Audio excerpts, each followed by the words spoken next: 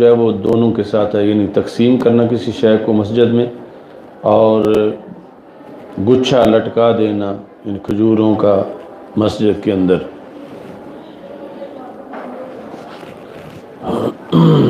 یہ جو شروع میں بتایا تھا کہ امام بخاری صرفی نحوی تحقیق بھی کرتے ہیں، تو اس کی یہ مثال ہے کہ پہلے تو لغوی معنی بیان کیا القنو والعز کو، کہ کنو جو ہے وہ گچھے کو کہتے ہیں، والاسنان کنوان، والجماعت ایدن کنوان، تو یہ وہ لفظ ہے کہ جس میں تثنیہ اور جمع ایک ہی وزن پر ہے، لیکن چونکہ نون تثنیہ جو ہے وہ اس پہ تنوین نہیں آتی تو کنوان، اور نون جمع جو ہے جو یعنی نون جمع نہیں لیکن اصل کلمے کا جو ہے نون، تو کنوان، جس طرح کہ سنون اور سنوان اور سنوان۔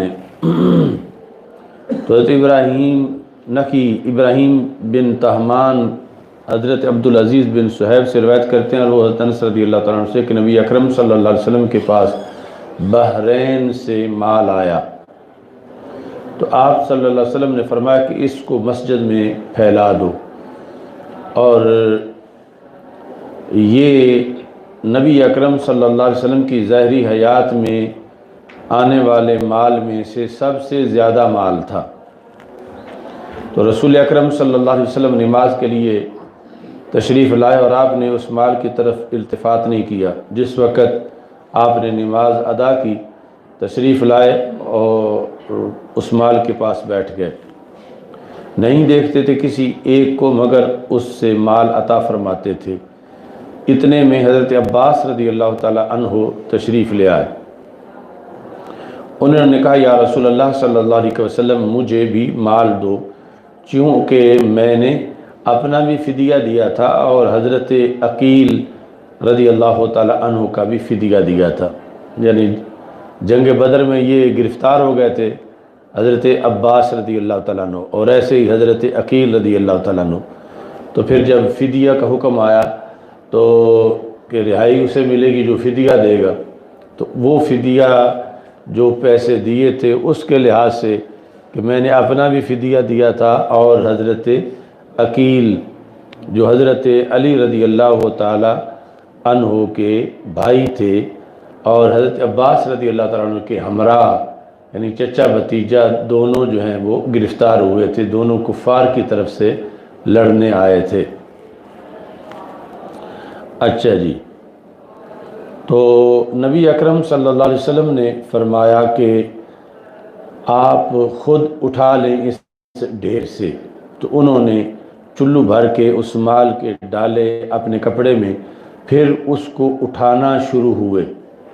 ذہب یقلہ، اقلال سے ہے، ذہب یقلہ یعنی اٹھانا شروع ہوئے، چونکہ وہ بھاری تھا تو یہ نہیں کہ بیک وقت اٹھا لیں، آہستہ آہستہ کوشش کی کہ میں اٹھاؤں، تو اس واسطے یقلہ سے پہلے ذہبہ لایا گیا، کیونکہ اگر ڈائریکٹ فوراً اٹھا لیتے پھر تو صرف یقلہ ہوتا، اور یہ جو ہے ذہب یقلہ، شروع ہوئے اس کو اٹھانا، فلم یستطع، لیکن اٹھا نہ سکے۔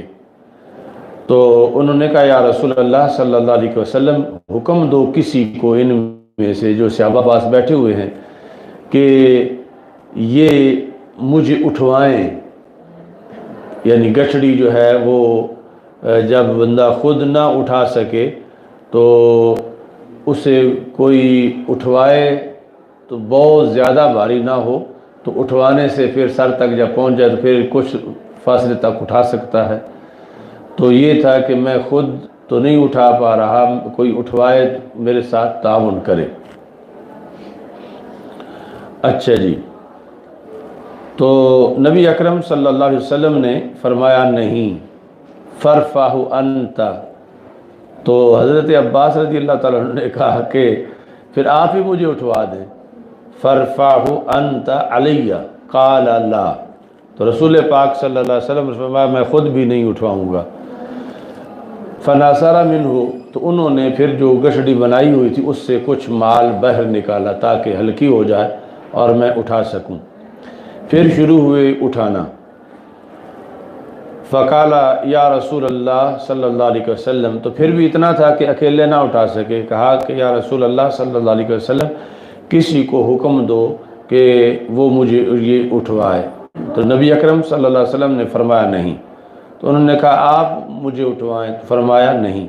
پھر انہوں نے اس سے کچھ نکالا، ثم احتملہ، پھر اس کو اٹھایا۔ تو پھر بھی وہ گٹھڑی کی شکل میں سر تک نہ اٹھا سکے، اس طرح جو پیچھے لٹکا کے چیز اٹھائی جاتی ہے، جس کو ہماری پنجابی میں مگرے میں ڈالنا کہا جاتا ہے، یعنی وہ ساری چادر کے لپیٹ کے تھوڑا سا بٹ دے کے، تو اس طرح کر کے یہاں وہ رکھے اوپر جو چادر کے پلڑے ہیں اور وہ چیز پیچھے لٹکے، تو یہ یعنی سر پر اٹھانے کے مقابلے میں آسانی سے اس طرح اٹھایا جا سکتا ہے۔ تو اس طرح انہوں نے اٹھایا۔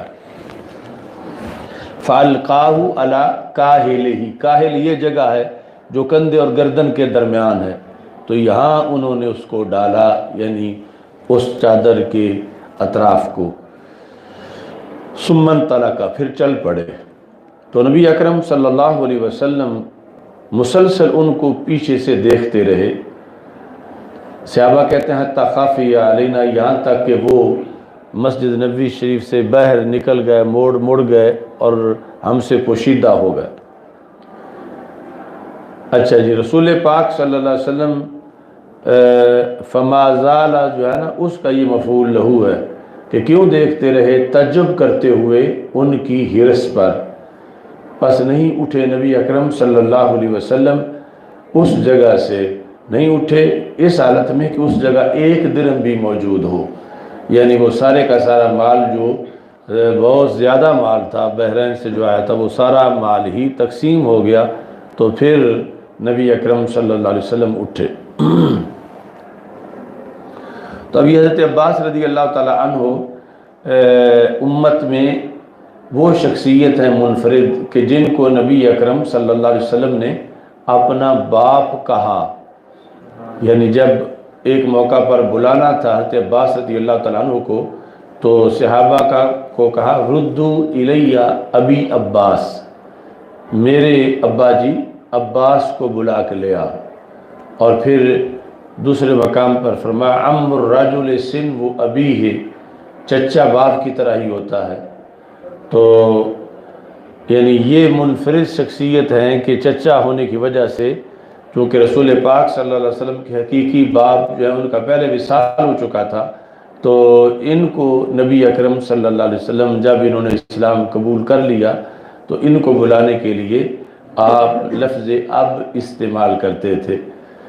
یہ اس لحاظ سے بھی دلیل ہے، اذ قال ابراہیم لابیہ آزر، تو وہاں جو اب کا اطلاق ہے وہ چچے پر ہے، باپ پر نہیں ہے، جس طرح کہ حضرت عباس کو رسول پاک صلی اللہ علیہ وسلم نے اب سے تعبیر کیا۔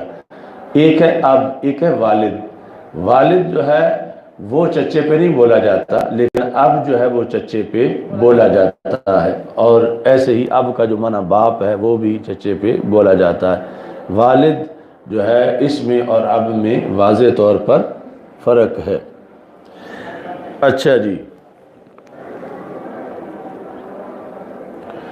تو اب یہاں پر حضرت عباس رضی اللہ تعالیٰ عنہ جن کی اتنی فضیلت ہے کہ چچا بھی تھے، پھر کلمہ بھی پڑھا اور پھر جنگوں میں ساتھ بھی دیا، اور پھر نبی اکرم صلی اللہ علیہ وسلم ان کو اب بھی فرماتے تھے۔ تو دوسری طرف یہ ہے کہ نبی اکرم صلی اللہ علیہ وسلم نے ان تمام صحابہ رضی اللہ تعالیٰ عنہم کے دلوں کو مال کی محبت سے پاک کر دیا تھا، اور ان کے دلوں میں ہرگز مال کی کوئی محبت نہیں تھی۔ تو یہ کبار صحابہ میں سے ہیں، چچا ہیں، تو یقیناً ان کا دل بھی مال کی محبت سے پاک تھا۔ تو پھر یعنی بظاہر یہ لگتا ہے کہ اتنا معاذاللہ لالچ تھا کہ زیادہ ڈالیے، یعنی سرکار ورنہ تو چچے کے ساتھ اٹھوانے میں تعاون کرتے، لیکن سرکار کو پسند تھا کہ جتنا تھوڑا لے جائیں تاکہ دوسروں کے لیے زیادہ بچے، اس لیے نبی اکرم صلی اللہ علیہ وسلم نے کسی صحابی کو بھی نہیں کہا کہ یہ اٹھواؤ، اور نہ ہی خود ساتھ تعاون کیا اٹھوانے کا، یعنی بظاہر تو یہ تھا کہ خود فرماتے یا کسی کو فرما دیتے خود یا اٹھواتے، تو اس میں بھی حکمت تھی یہ کہ تاکہ تھوڑا لے جائیں اور باقی کے لیے جو بچے اس کے اندر کثرت ہو۔ تو یہ جس طرح مسئلہ فدق میں بیان کیا تھا، تو یہاں بھی یعنی حضرت سیدہ فاطمہ رضی اللہ تعالی عنہ کا فدق کا تقاضا کرنا وہ کوئی مال کے لالچ میں نہیں تھا، ایسے ہی یہاں بھی ان کا وہ زیادہ ڈال لینا یہ کوئی مال کا لالچ نہیں تھا، بلکہ یہ مال کے ذریعے جو نیکیاں اکٹھی کی جاتی ہیں اس کے لحاظ سے محبت تھی کہ جیسے میرے ویسے اعمال صالحہ ہیں تو میرے پاس اتنا مال بھی ہو کہ میں اس سے غلام آزاد کرواؤں یا میں وہ صدقہ کروں، تو اس نیکی کی وجہ سے یہ حرص تھی جس کو نبی اکرم صلی اللہ علیہ وسلم نے من حرص ہی سے تعبیر کیا، ورنہ یعنی جس طرح عام لوگوں کے دلوں میں مال کی محبت ہوتی ہے اس کا کروڑواں حصہ بھی ان کے دل میں موجود نہیں تھا، یعنی وہ کہ میرا ایک استحقاق ہے کہ میں نے اس وقت اتنے پیسے دیے اسلام کو اپنے فدیے میں، تو میرے پاس اب اس کے بدلے میں پیسے ہوں تاکہ میں غریبوں یتیموں مسکینوں کی مدد کر کے اس لحاظ سے بھی زیادہ سے زیادہ نیکیاں حاصل کر سکوں۔ تو یہ ذہن میں رکھنا ضروری ہے، نہ سیدہ فاطمہ رضی اللہ تعالی عنہا کو حرص تھی مال کی فدق کا تقاضا کرتے ہوئے، بلکہ ان کا بھی یہ تھا کہ جب یہ میرا ہوگا ذاتی طور پر تو اس کے ذریعے سے میں جو محتاج ہیں ان کی مدد کروں گی، اور یہ بھی میرے نامہ اعمال میں مال کو خرچ کرنے کے لحاظ سے بھی نیکیوں کا ایک سلسلہ ہوگا، کیونکہ صحابہ کرام رضی اللہ تعالیٰ عنہ کو اس سلسلہ میں بڑی تمنا تھی۔ جب اسی بخاری میں ہے کہ جب صدقہ کا حکم آیا تو وہ صحابہ جو بالکل نادار تھے جن کے پاس درہم دینار نہیں تھے، تو انہوں نے مدینہ منورہ کی غلہ منڈی میں پلے داری کی، دن بھر بوریاں اٹھاتے رہے، اور شام کو جو ان کو مزدوری ملی وہ اللہ کے راہ میں صدقہ کر کے خوش ہوئے کہ ہم بھی اللہ کے راستے میں صدقہ کر رہے ہیں۔ تو یہ یعنی صورتحال تھی اصل مال سے محبت کی، وہ مال سے محبت مال کی وجہ سے نہیں تھی بلکہ نامہ اعمال کی وجہ سے تھی کہ وہ مال خرچ کر کے اللہ تعالیٰ کے راستے میں زیادہ نیکیاں حاصل کر سکے۔ اور نبی اکرم صلی اللہ علیہ وسلم دوسری جہت کو بھی سامنے رکھے ہوئے تھے کہ بعض اور بھی ہیں کہ جو اپنے طور پر مال خرچ کر کے اگر یہ صدقہ کریں ان کو ملے تو وہ اور حیثیت ہے، یعنی ان کو اپنے حصے میں زیادہ سے زیادہ لوگوں کو مل سکے، تو یہ تھوڑا اٹھائیں گے تو پھر زیادہ لوگوں کو مل سکے گا۔ اچھا جی،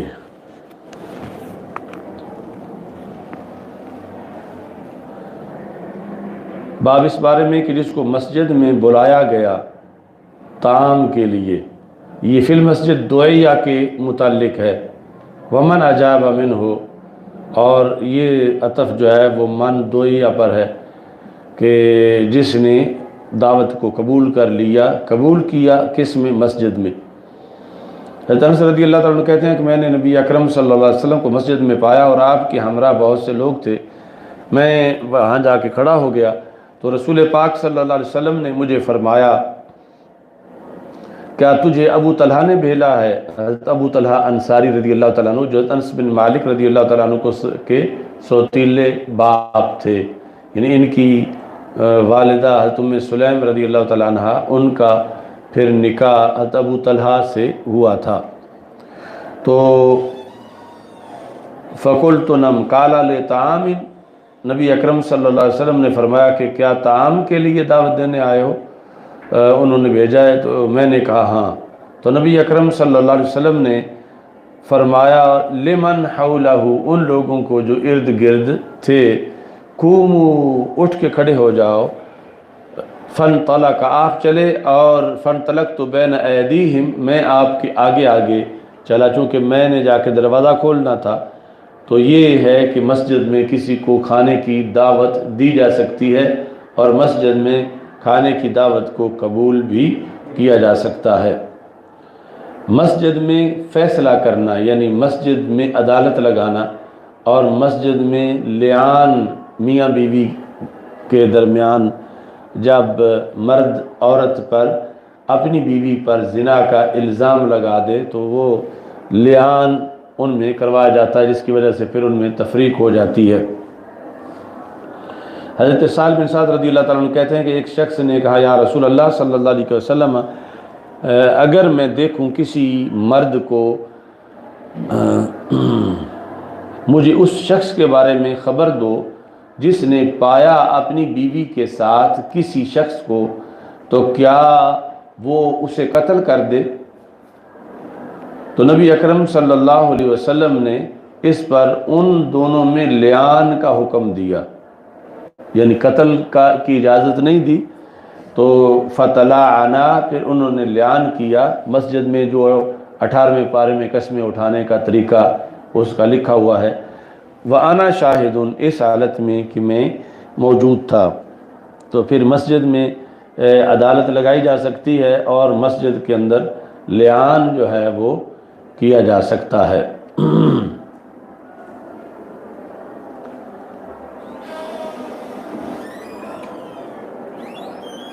آگے جو حدیث ہے وہ ہمارے اعتقادی امور کے لحاظ سے بہت اہم ہے۔ باب اذا دخل بیتین یصلی حیث شاء او حیث امرا، کہ جب کوئی کسی گھر میں داخل ہو تو نماز پڑھ لے جہاں وہ چاہے یا جہاں اسے کہا جائے۔ ولا یتجسس، اور وہ تجسس نہ کرے، لغوی معنی ہے جاسوسی کرنا۔ اچھا جی، حضرت محمود بن ربی حضرت اتبان بن مالک رضی اللہ تعالیٰ عنہ سے روایت کرتے ہیں،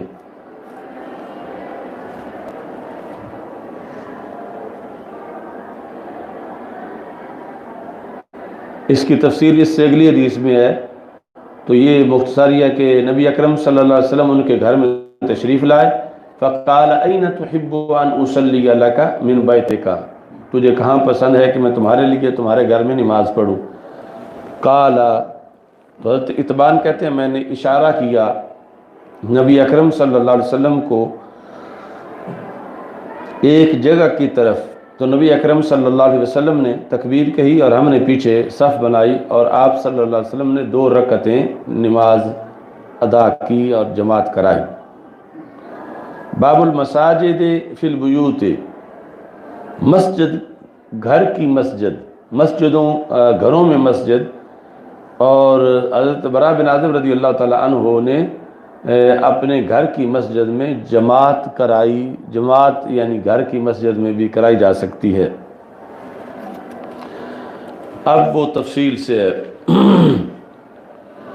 حضرت اتبان بن مالک رضی اللہ تعالیٰ عنہ،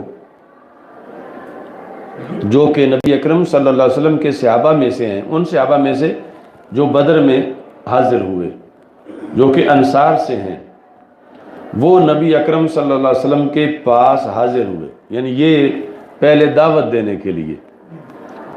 فقالا، تو انہوں نے کہا یا رسول اللہ صلی اللہ علیہ وسلم، میری نظر کمزور ہو گئی ہے، یعنی بڑھاپے کی وجہ سے، اور دوسری جگہ یہ ہے کہ میں نابینا ہو گیا ہوں۔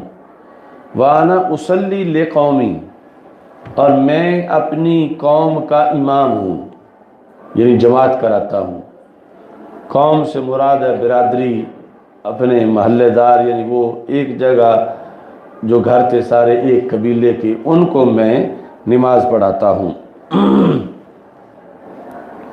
فَإِذَا كَانَتِ الْأَمْطَارُ، جب بارشیں ہوتی ہیں تو وہ برساتی نالہ بہنا شروع ہو جاتا ہے جو میرے اور قوم کے درمیان ہے، یعنی میرا گھر نالے کے اس طرف ہے، باقی سب گھر دوسرے طرف ہیں اور مسجد بھی دوسری طرف ہے، تو میں نے جا کے نماز پڑھانی ہوتی ہے۔ تو جب بارشیں ہو جائیں اور میں ادھر اب نابینا ہو گیا ہوں تو میرے لیے جانا وہاں جا کے جماعت کرانا مشکل ہو جاتا ہے۔ تو میں آپ کو دعوت دیتا ہوں، وددت، تو میری یہ تمنا ہے یا رسول اللہ صلی اللہ علیہ وسلم، پیچھے اگر لم مستطع، جب بارش ہو جاتی ہے اور وادی بہتی ہے پانی سے تو میں طاقت نہیں رکھتا کہ میں ان کی مسجد میں آ سکوں اور انہیں جماعت کرا سکوں، تو میری یہ تمنا ہے یا رسول اللہ صلی اللہ علیہ وسلم کہ آپ تشریف لائیں میرے پاس اور آپ نماز پڑھیں میرے گھر میں، تو میں اس جگہ کو مصلی بنا لوں، یعنی جہاں آپ نماز پڑھیں اس کو میں مسجد بنا لوں گھر کے اندر۔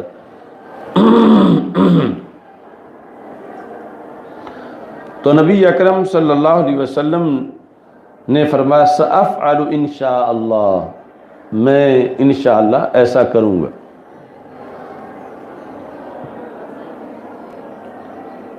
تو اب حضرت اتبان بن مالک رضی اللہ تعالیٰ عنہ نے دعوت کا موضوع بتا دیا کہ میں بلانا اس لیے چاہتا ہوں کہ آپ کے قدموں سے برکت حاصل کرنا چاہتا ہوں کہ آپ ایک جگہ نماز پڑھیں تو میں اسے اپنی مسجد بنا لوں۔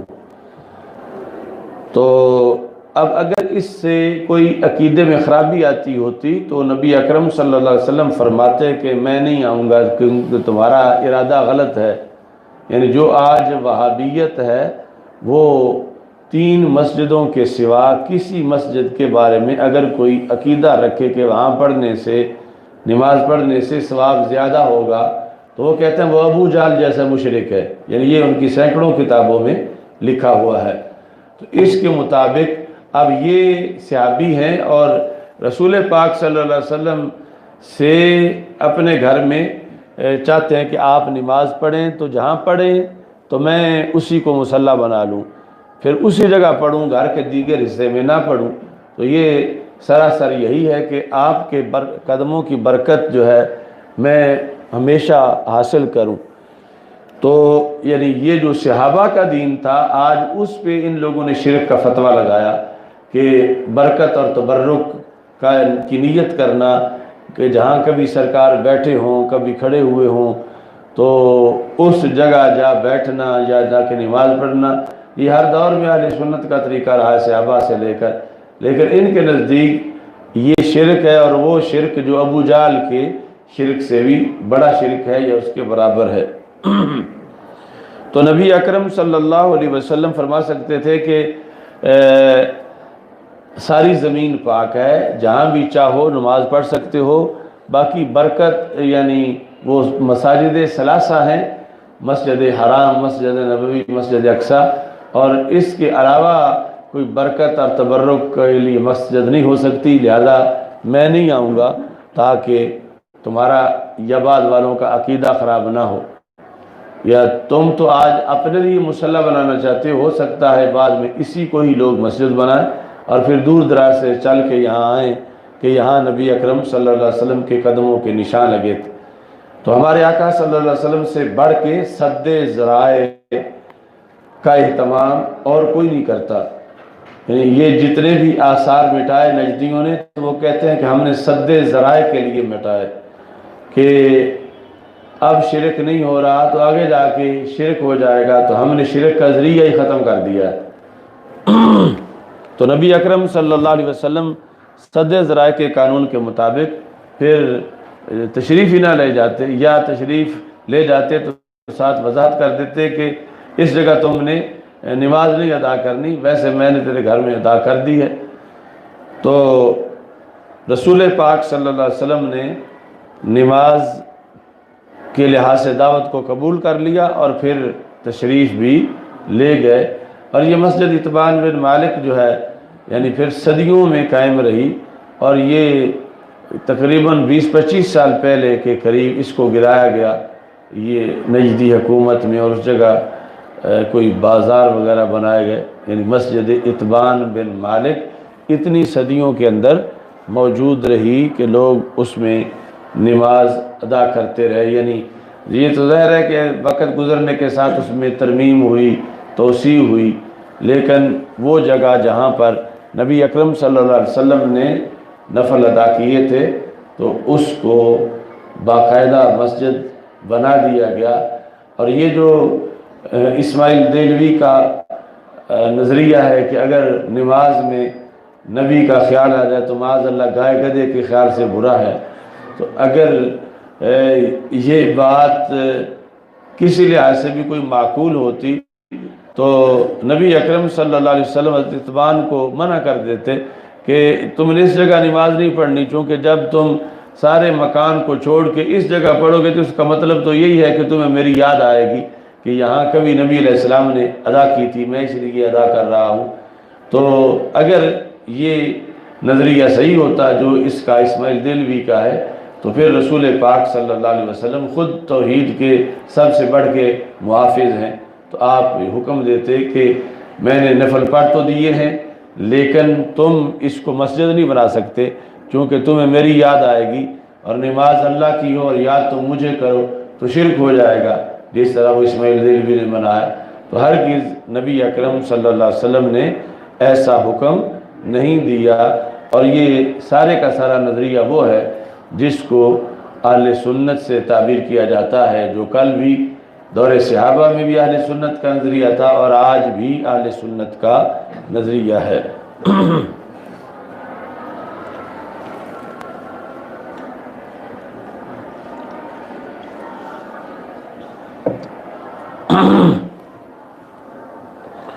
اچھا جی، تو اتبان کہتے ہیں کہ نبی اکرم صلی اللہ علیہ وسلم اگلے دن میرے پاس تشریف لے آئے۔ حضرت ابو بکر صدیق رضی اللہ تعالی عنہ بھی ساتھ تھی۔ جب سورج کچھ بلند ہوا تو نبی اکرم صلی اللہ علیہ وسلم نے اندر آنے کی اجازت مانگی، یعنی جب تشریف لے آئے تو چونکہ یہ شریعت کا قانون بنایا ہوا تھا کہ کسی کے گھر جانا ہو تو اس سے اجازت مانگی جائے، تو اس طرح آپ نے اجازت مانگی۔ یعنی آج کچھ لوگ کہتے ہیں کہ ہمیں اپنے مرید کے گھر میں داخل ہونے کے لیے اجازت کی کیا ضرورت ہے، ہم تو اس کے پیر ہیں یا ہم اس کے استاد ہیں، تو سرکار اس کے نبی ہیں، اس کے باوجود بھی رسول پاک صلی اللہ علیہ وسلم نے حضرت اتبان کے گھر میں داخل ہونے کے لیے اجازت مانگی، حالانکہ وہ دعوت دے کے گئے ہوئے تھے۔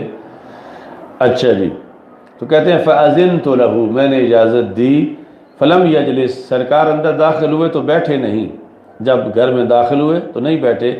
پھر فرمایا أَيْنَ تُحِبُّ أَنْ أُصَلِّيَ مِنْ بَيْتِكَ، تجھے کہاں پسند ہے کہ میں تمہارے گھر میں نماز پڑھوں؟ یعنی جن کی پسند اللہ چاہتا ہے وہ اپنے غلام کی پسند کا سوال کر رہے ہیں۔ فَلَنُوَلِّيَنَّكَ قِبْلَةً تَرْضَاهَا، تو وہاں اللہ پوچھ رہا ہے کہ جو تجھے پسند ہے ہم تمہارا قبلہ بنا دیں گے، اور ادھر رسول پاک صلی اللہ علیہ وسلم اپنے غلام سے پوچھ رہے ہیں کہ أَيْنَ تُحِبُّ، تجھے کہاں پسند ہے۔ اب اس سے جو پہلی حدیث ہے نا اس کے اندر ایک لفظ کا اضافہ ہے جس پر ہمارے عقیدے کے کئی مسائل کا تعلق ہے، وہ یہ کہ أَيْنَ تُحِبُّ أَنْ أُصَلِّيَ لَكَ مِنْ بَيْتِكَ، پیچھے دیکھو، أُصَلِّيَ لَكَ، سب کو لاکا نظر آیا ہے؟ یہ لاکا جو ہے یہ کئی لاکھ توڑ دیتا ہے، ان اصلی لاکا۔ تو ادھر سنن نسائی میں بھی یعنی اس ایسے ہی ان اصلی لاکا، کہ میں تمہارے لیے نماز پڑھوں۔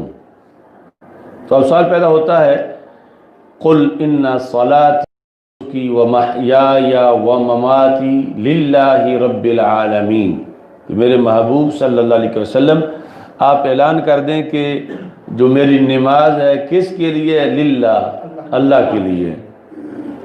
تو نماز اللہ کے لیے ہے۔ اور ادھر این تحب ان اصلی لک، کہ میں تمہارے لیے نماز پڑھوں۔ تو سرکار تو ساری دنیا کو یہ بتانا آئے کہ اللہ کی نماز پڑھنی ہے، اللہ کے لیے پڑھنی ہے، للہ رب العالمین۔ اور یہاں وہی لام ہے، کیونکہ یہ لام جو ہے اس میں ظاہر پہ ہو تو مجرور ہوتا ہے، ضمیر پہ ہو تو منصوب ہوتا ہے، این تحب ان اصلی لک۔ اور ادھر لزید للہ الکتاب لزید للہ رب العالمین، یہ للہ والا لام اور لاکا والا لام ایک ہی ہے، اگرچہ للہ میں مجرور پڑھا جا رہا ہے، لاکا میں مفتوح پڑھا جا رہا ہے، چونکہ وہاں ضمیر کے ساتھ آیا ہوا ہے۔ تو جب نماز اللہ کی ہے، اللہ کے لیے ہے، تو حضرت اتبان کو کیوں کہا جا رہا ہے کہ میں تمہارے لیے پڑھوں؟ یعنی یہ جو دور جا کے ڈھونڈ ڈھانڈ کے شرک بناتے ہیں، ان کے لحاظ سے تو یہاں بہت بڑا واضح شرک ہوگا، معاذ اللہ ثم معاذ اللہ، کہ نماز اللہ کے لیے ہوتی ہے اور یہ کہتے ہیں ان اصلی لک، سرکار خود فرما رہے ہیں کہ میں تیرے لیے نماز پڑھوں۔ سمجھ آ رہی ہے نا سائیں؟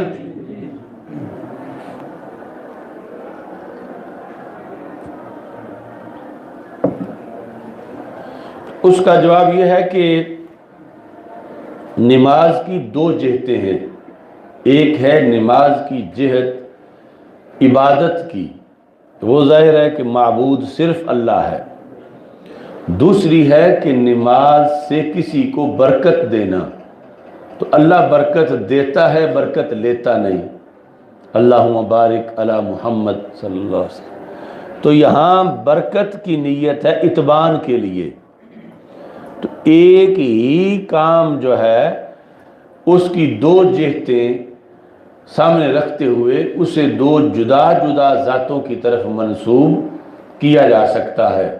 مثال کے طور پر جس وقت تم منگتے کو مال دیتے ہو تو یا زکوٰۃ دیتے ہو تو اس میں عبادت تو اللہ کی ہے لیکن بھلا اس کا ہے، فقیر کا۔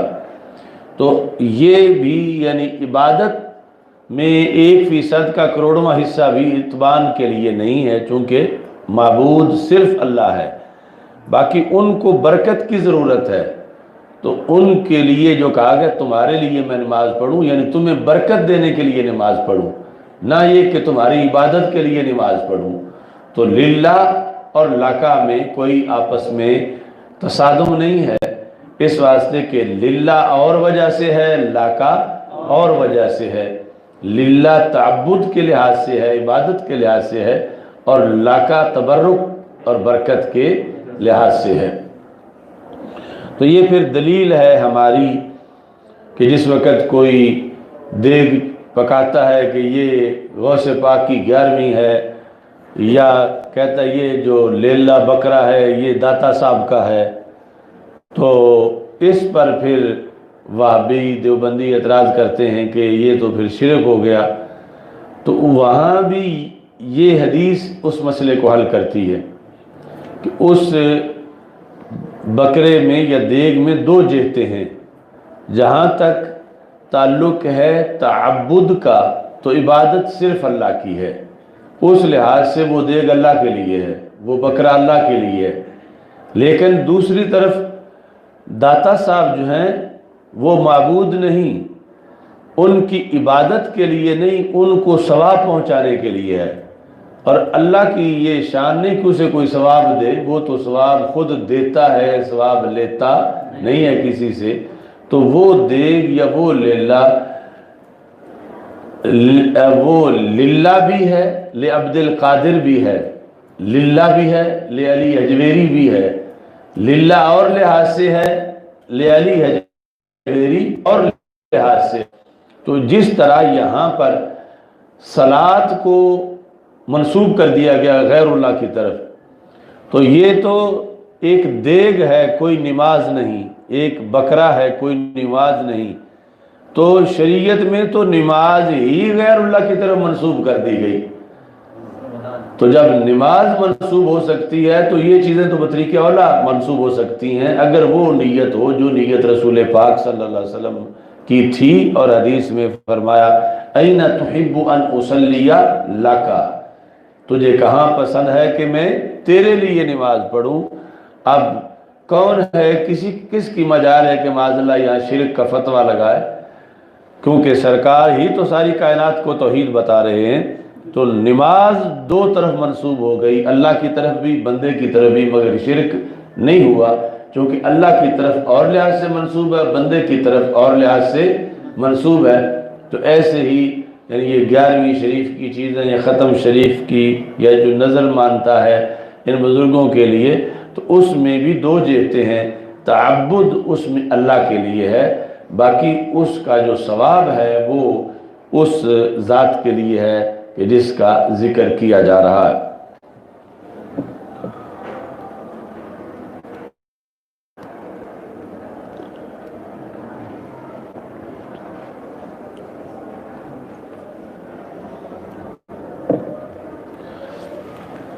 اچھا جی،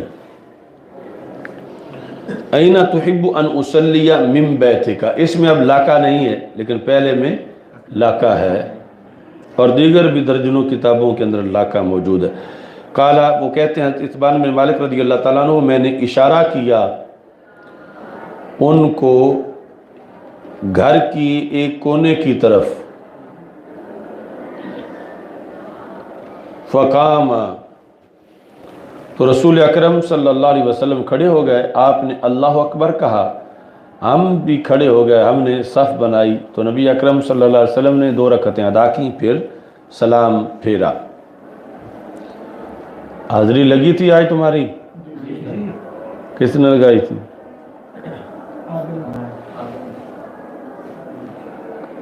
کتنے غیر حاضر نے؟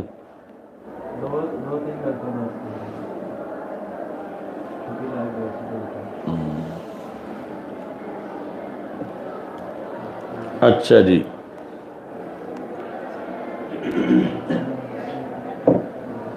کئی غیر حاضر نظر آ رہے ہیں غیر حاضر مگر نظر آ رہے ہیں. اچھا جی، قال وحبسناہ، ہم نے رسول پاک صلی اللہ علیہ وسلم کو روک لیا. یعنی جب نفل پڑھ کے آپ تشریف لے جانے لگے تو ہم نے ریکویسٹ کی، یہ ہے مطلب روکنے کا، یہ نہیں کہ زبردستی روک لیا، کہ ہم نے نبی اکرم صلی اللہ علیہ وسلم کو واپس جانے سے روکا. علی خزیرۃ، اس کھانے کے لیے، صنعناہا لہ، جو ہم نے آپ کے لیے بنایا تھا. خزیرہ تو گوشت کے چھوٹے چھوٹے ٹکڑے جو ہیں پانی میں ڈال کر ان کو پکایا جاتا ہے. تو جب اچھی طرح وہ پک جائیں تو پھر اوپر سے آٹا ڈالا جاتا ہے. تو یہ یعنی آٹا اور گوشت مل کے، یعنی گوشت والا حلوہ چینی کے بغیر، تو یہ ہے خزیرہ. قال، تو سرکار رک گئے، تشریف فرما ہوئے.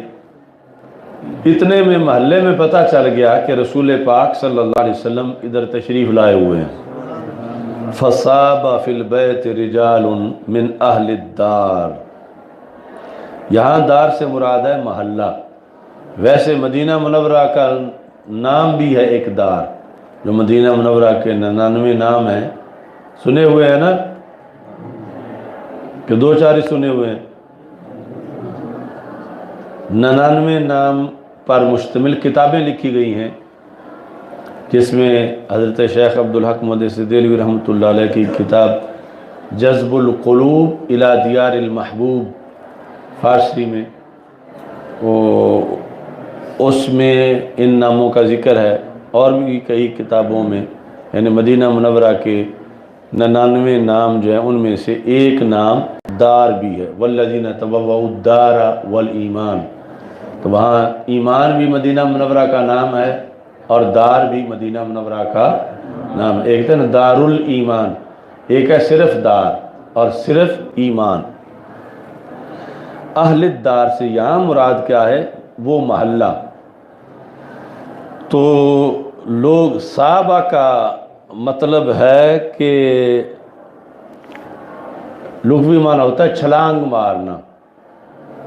تو مطلب یہ ہے کہ لپک پڑے، تیز تیز، یوں ہی پتہ چلتا گیا تو سارے جو ہیں وہ جلدی جلدی جو ہیں وہ حاضر ہوئے.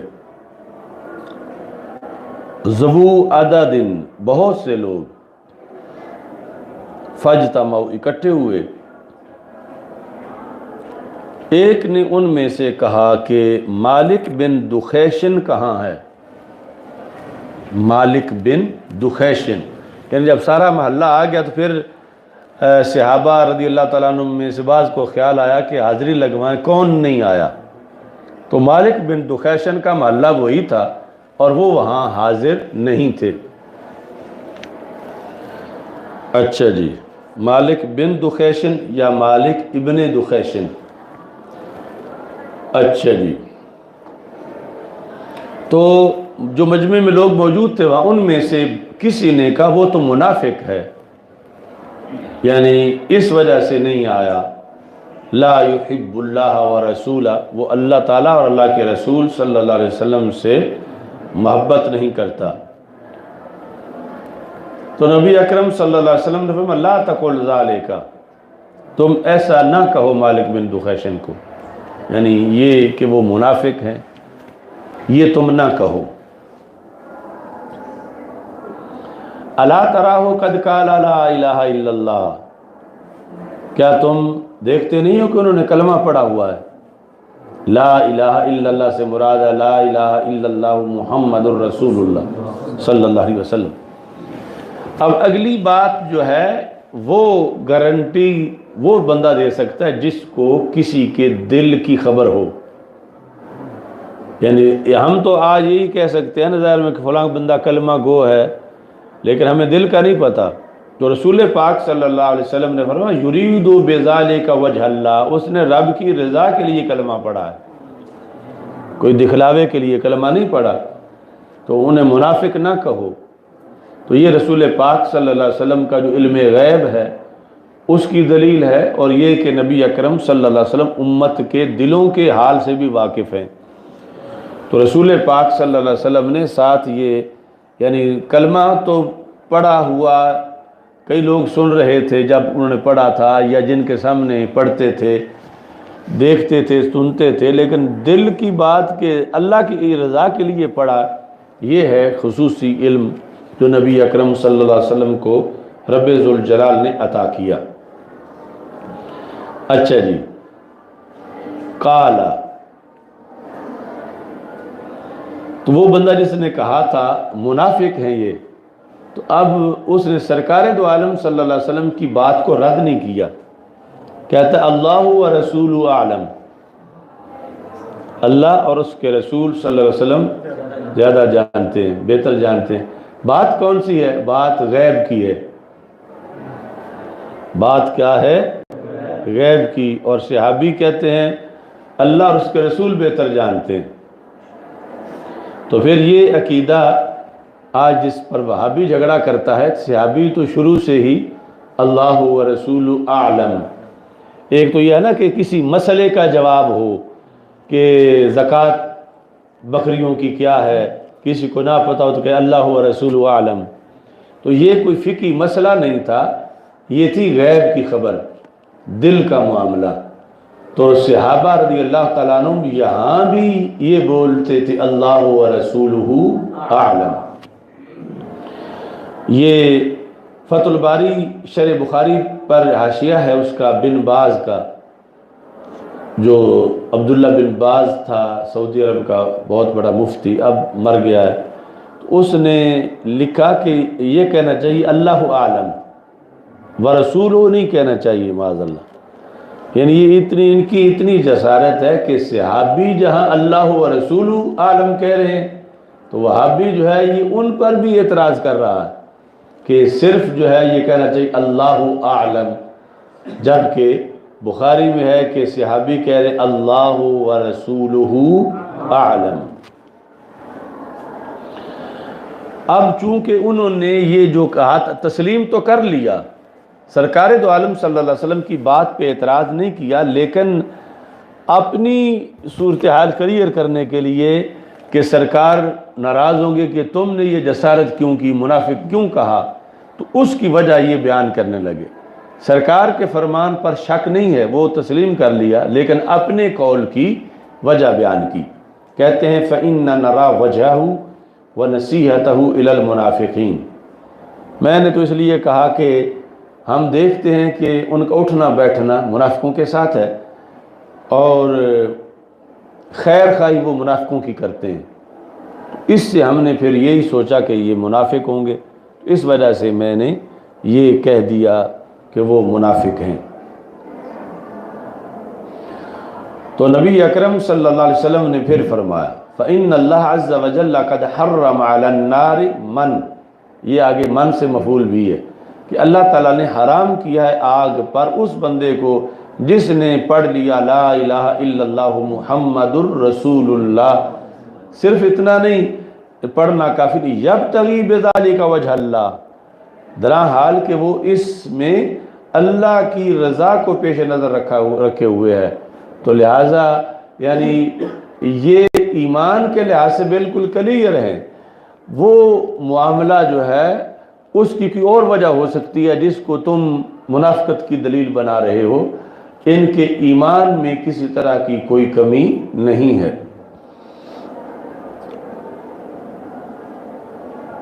اچھا جی،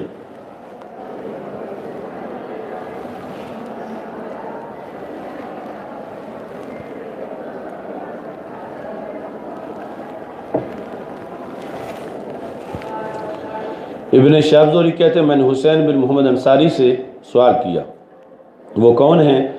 وہ بنی سالم کے سرداروں میں سے ایک ہیں، سرات ہیں سردار۔ سوال کیا کیا؟ محمود بن ربی کی حدیث کے بارے میں، تو انہوں نے اس کی تصدیق کی۔ آگے باب ہے مسجد میں داخل ہونے کے وقت دایاں پاؤں پہلے رکھنا، اور اس کے علاوہ حضرت عبداللہ بن عمر رضی اللہ تعالیٰ عنہ اپنے دائیں پاؤں کو پہلے رکھتے تھے، اور جب باہر نکلتے تھے تو پھر بادہ برجلہ الیسریٰ، بایاں پہلے نکالتے تھے۔ حالانکہ یہ محض 1 منٹ آدھے منٹ کی بات ہے، لیکن یہ اعزاز ہے مسجد کا کہ دائیں کو فضیلت ہے تو دایاں زیادہ دیر مسجد میں رہے، داخل ہوتے وقت پہلے داخل کیا جائے اور نکالتے وقت اسے بعد میں نکالا جائے۔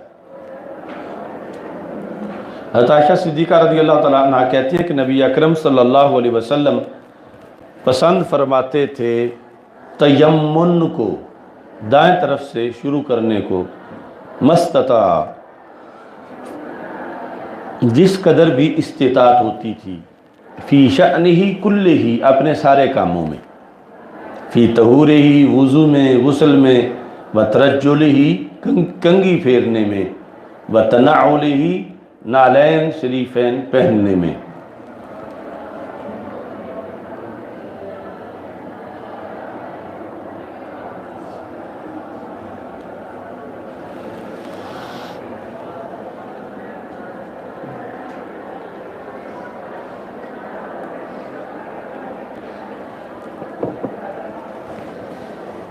اچھا جی، حل ینبش قبور مشرک الجاہلیہ، جاہلیت کے مشرکوں کی قبریں کیا اکھاڑ ڈالی جائیں؟ اور اس کے علاوہ جو کہ قبرستان میں نماز پڑھنا مکروہ ہے، اس کے لحاظ سے باب وَيُتَّخَذُ هَلْ يُنْبَشُ قُبُورُ مُشْرِكِل، اصل میں تھا مشرکین، وَيُتَّخَذُ مَكَانَهَا مساجد، اگر ادھر پڑھیں گے مکانوہا تو پھر مساجدہ پڑھیں گے، اور اگر مکانہا پڑھیں گے تو پھر مساجدو پڑھیں گے، کہ اس کی جگہ پھر مسجدیں بنا دی جائیں۔ کیا ایسا جائز ہے؟ کیونکہ نبی اکرم صلی اللہ علیہ وسلم کا فرمان ہے لعن اللہ الیہود، اللہ یہود پہ لعنت کرے، اتخذوا قبور انبیائہم مساجدہ، انہوں نے اپنے نبیوں کی قبروں کو مساجد بنا لیا۔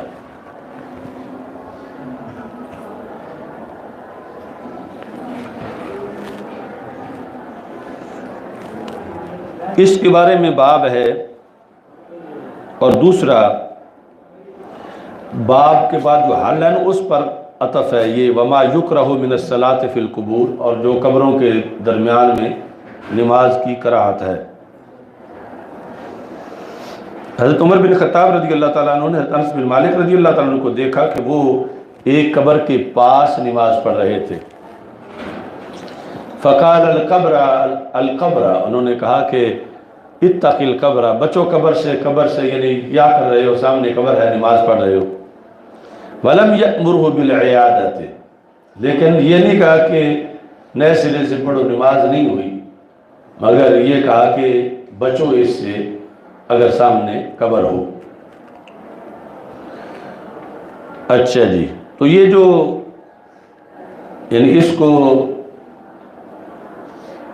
ہر بابی نصاب میں شامل کیا گیا ہے مزارات کے خلاف۔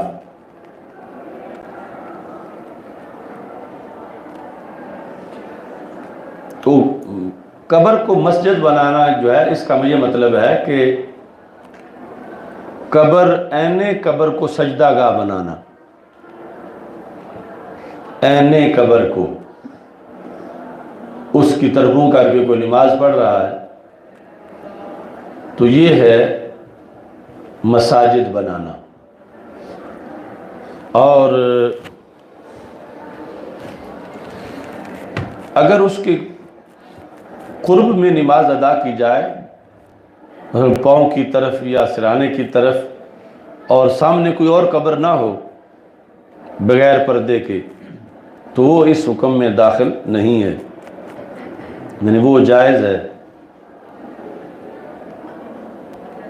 اس ابن تیمیہ کی پارٹی نے پھر استدلال کیا یہاں تک کہ انہوں نے کہا کہ جس مسجد میں کوئی قبر ہو اس مسجد میں بھی نماز جائز نہیں۔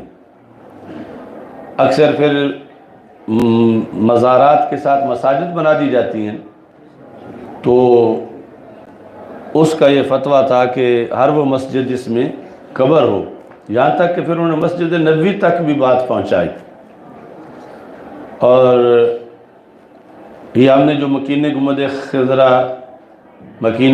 خضرا ملین کانفرنس کی تھی مینار پاکستان پر، یاد ہے کسی کو؟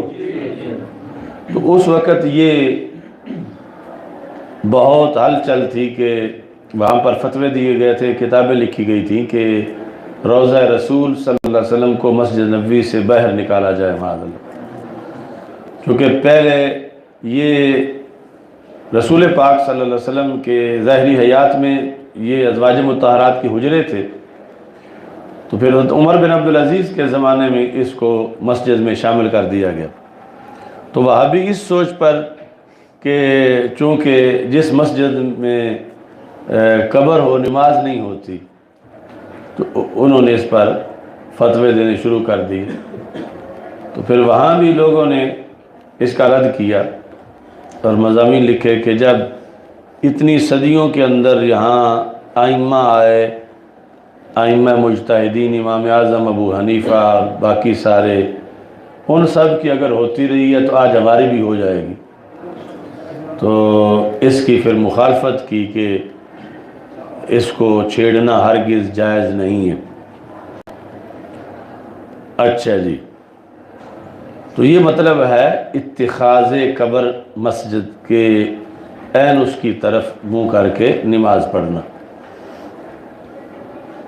لیکن اس کے باوجود کہ مکروہ ہے، بشرطے کہ نیت قبر کی عبادت نہ ہو، یہ حرام نہیں کہ نماز ہی نہ ہو، اس واسطے آگے کہا کہ حضرت انس بن مالک قبر کی طرف منہ کر کے نماز پڑھ رہے تھے تو حضرت عمر رضی اللہ تعالیٰ عنہ نے صرف یہ کہا کہ اس سے بچو، لیکن یہ نہیں کہا کہ اب نئے سرے سے پڑھو تمہاری نماز ہی نہیں ہوئی۔ یہ حضرت انس بن مالک کو حضرت عمر رضی اللہ تعالیٰ عنہ نے نہیں کہا۔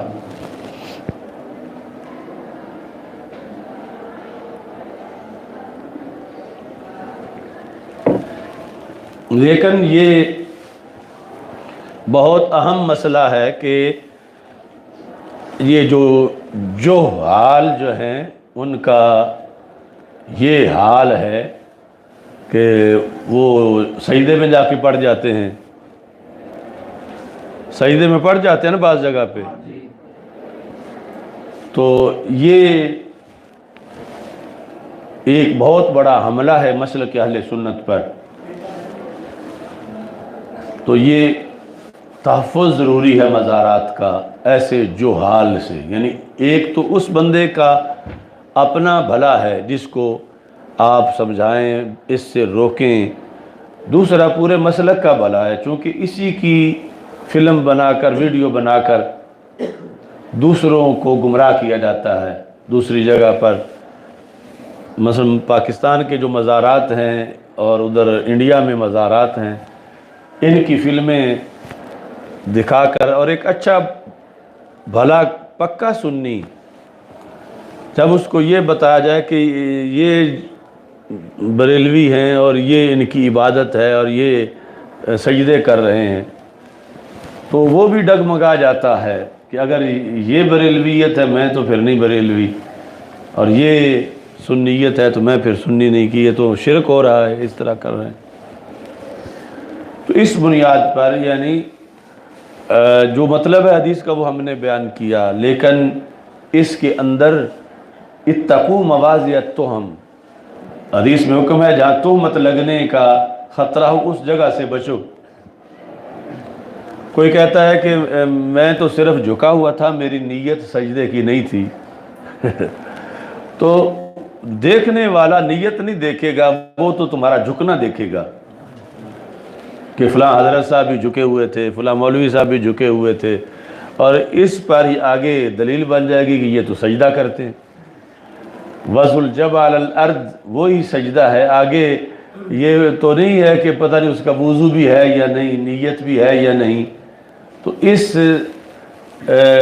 حیت سے بچانا صاحب مزار کو، کیونکہ وہ بھی تنگ ہوتے ہیں، اور لوگوں کو اصل اہل سنت میں تو ایسا بہت کم ہوگا، لیکن یہ جو ہماری سرحد روافض کے ساتھ ملتی ہے تو وہ جو ملنگ ٹولہ ہے وہ ادھر سے نکلتے ہیں اور گامے شاہ سے نکل کے داتا صاحب چلے جاتے ہیں۔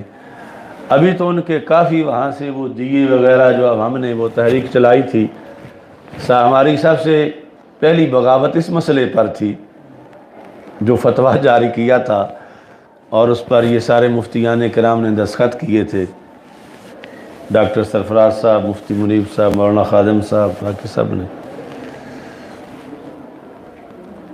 کہ حاضری کا طریقہ کیا ہے۔ اور یہ اعلیٰ حضرت کے فتوے سے اس میں دیا تھا کہ پانتی کی طرف کھڑا ہو 4 قدم دور اور فاتحہ پڑھے۔ اور اگرچہ پھر وہابیوں نے وہ ہمارا اپنے رسالوں میں ما قبل ما بعد کاٹ کے چھاپا کہ یہ اشرف آصف جلالی اور امام محمد رضا نے ہماری حمایت کی ہے۔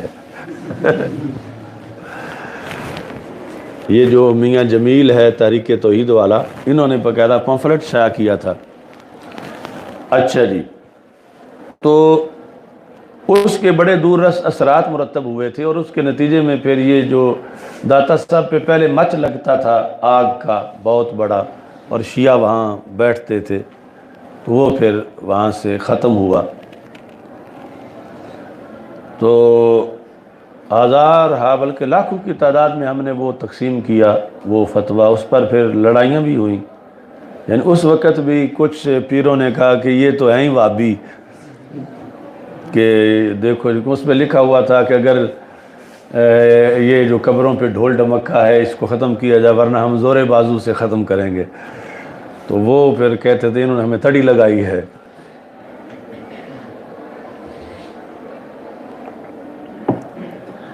ادھر ایوان اقبال میں جلسہ تھا، ڈاکٹر سرفراز صاحب کی زندگی کا وہ آخری جلسہ تھا.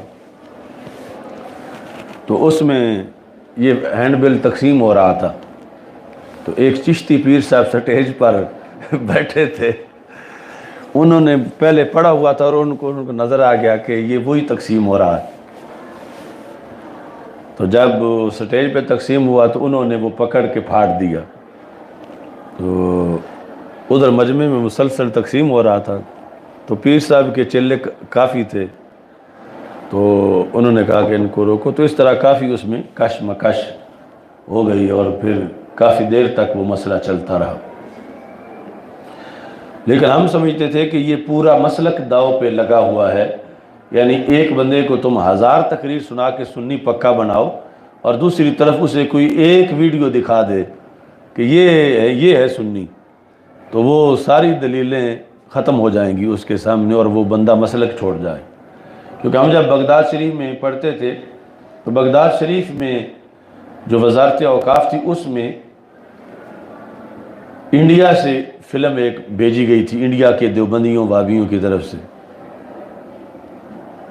اس میں ایک طرف بت پرستی کی تصویریں تھیں بتوں کی، دوسری طرف بعض مزارات کی تھی.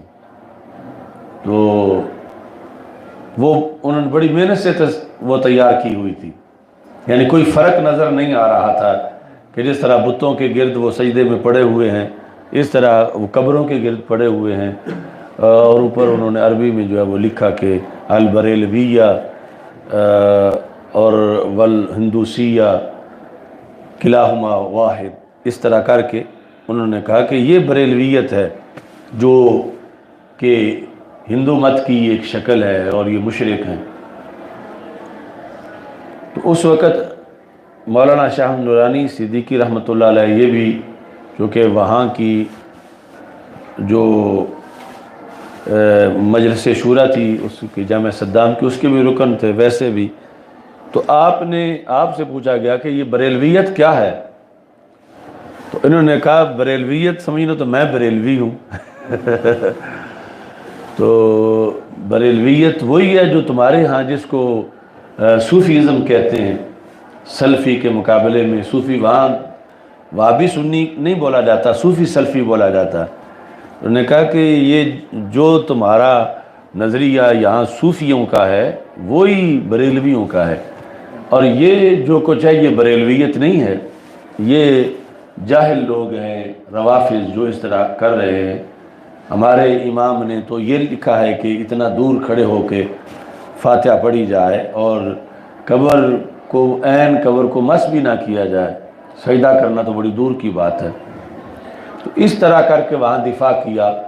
ورنہ یعنی جس طرح سعودی عرب میں سمجھا جاتا ہے بریلویوں کو، یہی عراق کے اندر بھی اس وقت حالانکہ صدام حسین کا دور تھا اور صدام حسین یعنی الد الخصام تھا وہابیوں کا، الد الخصام. اور اس نے باقاعدہ ایک کتاب تقسیم کی تھی یونیورسٹیوں کے اندر جس کا نام تھا حقیقت الوہابیہ حقیقتها و بذورها.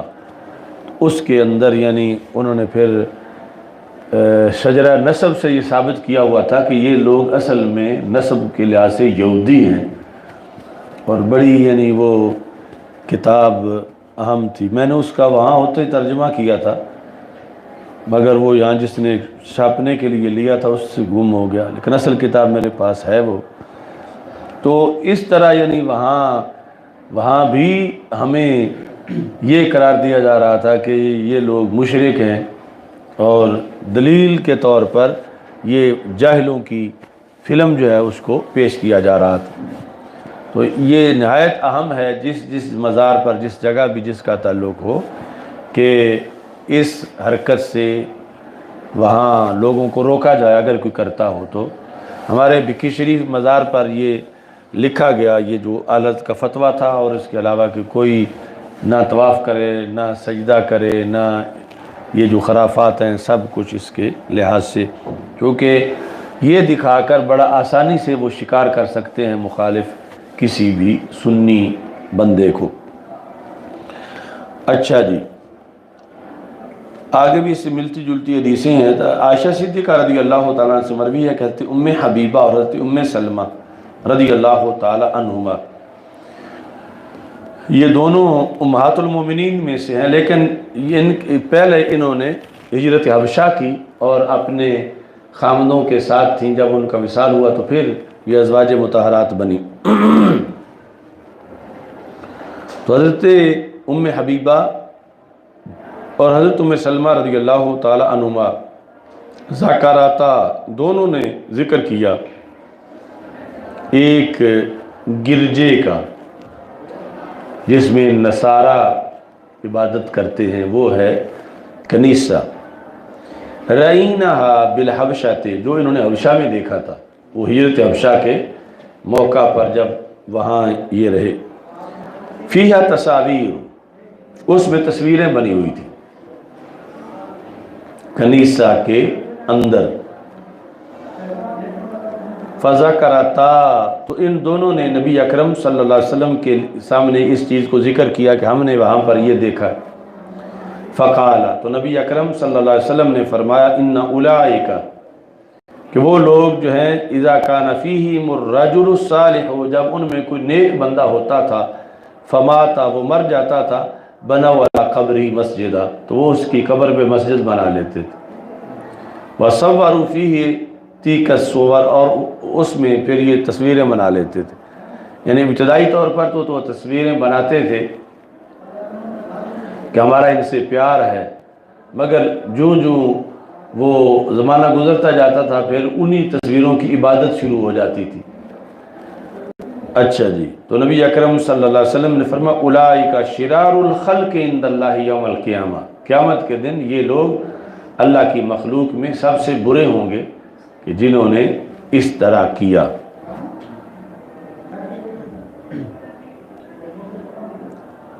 اچھا جی،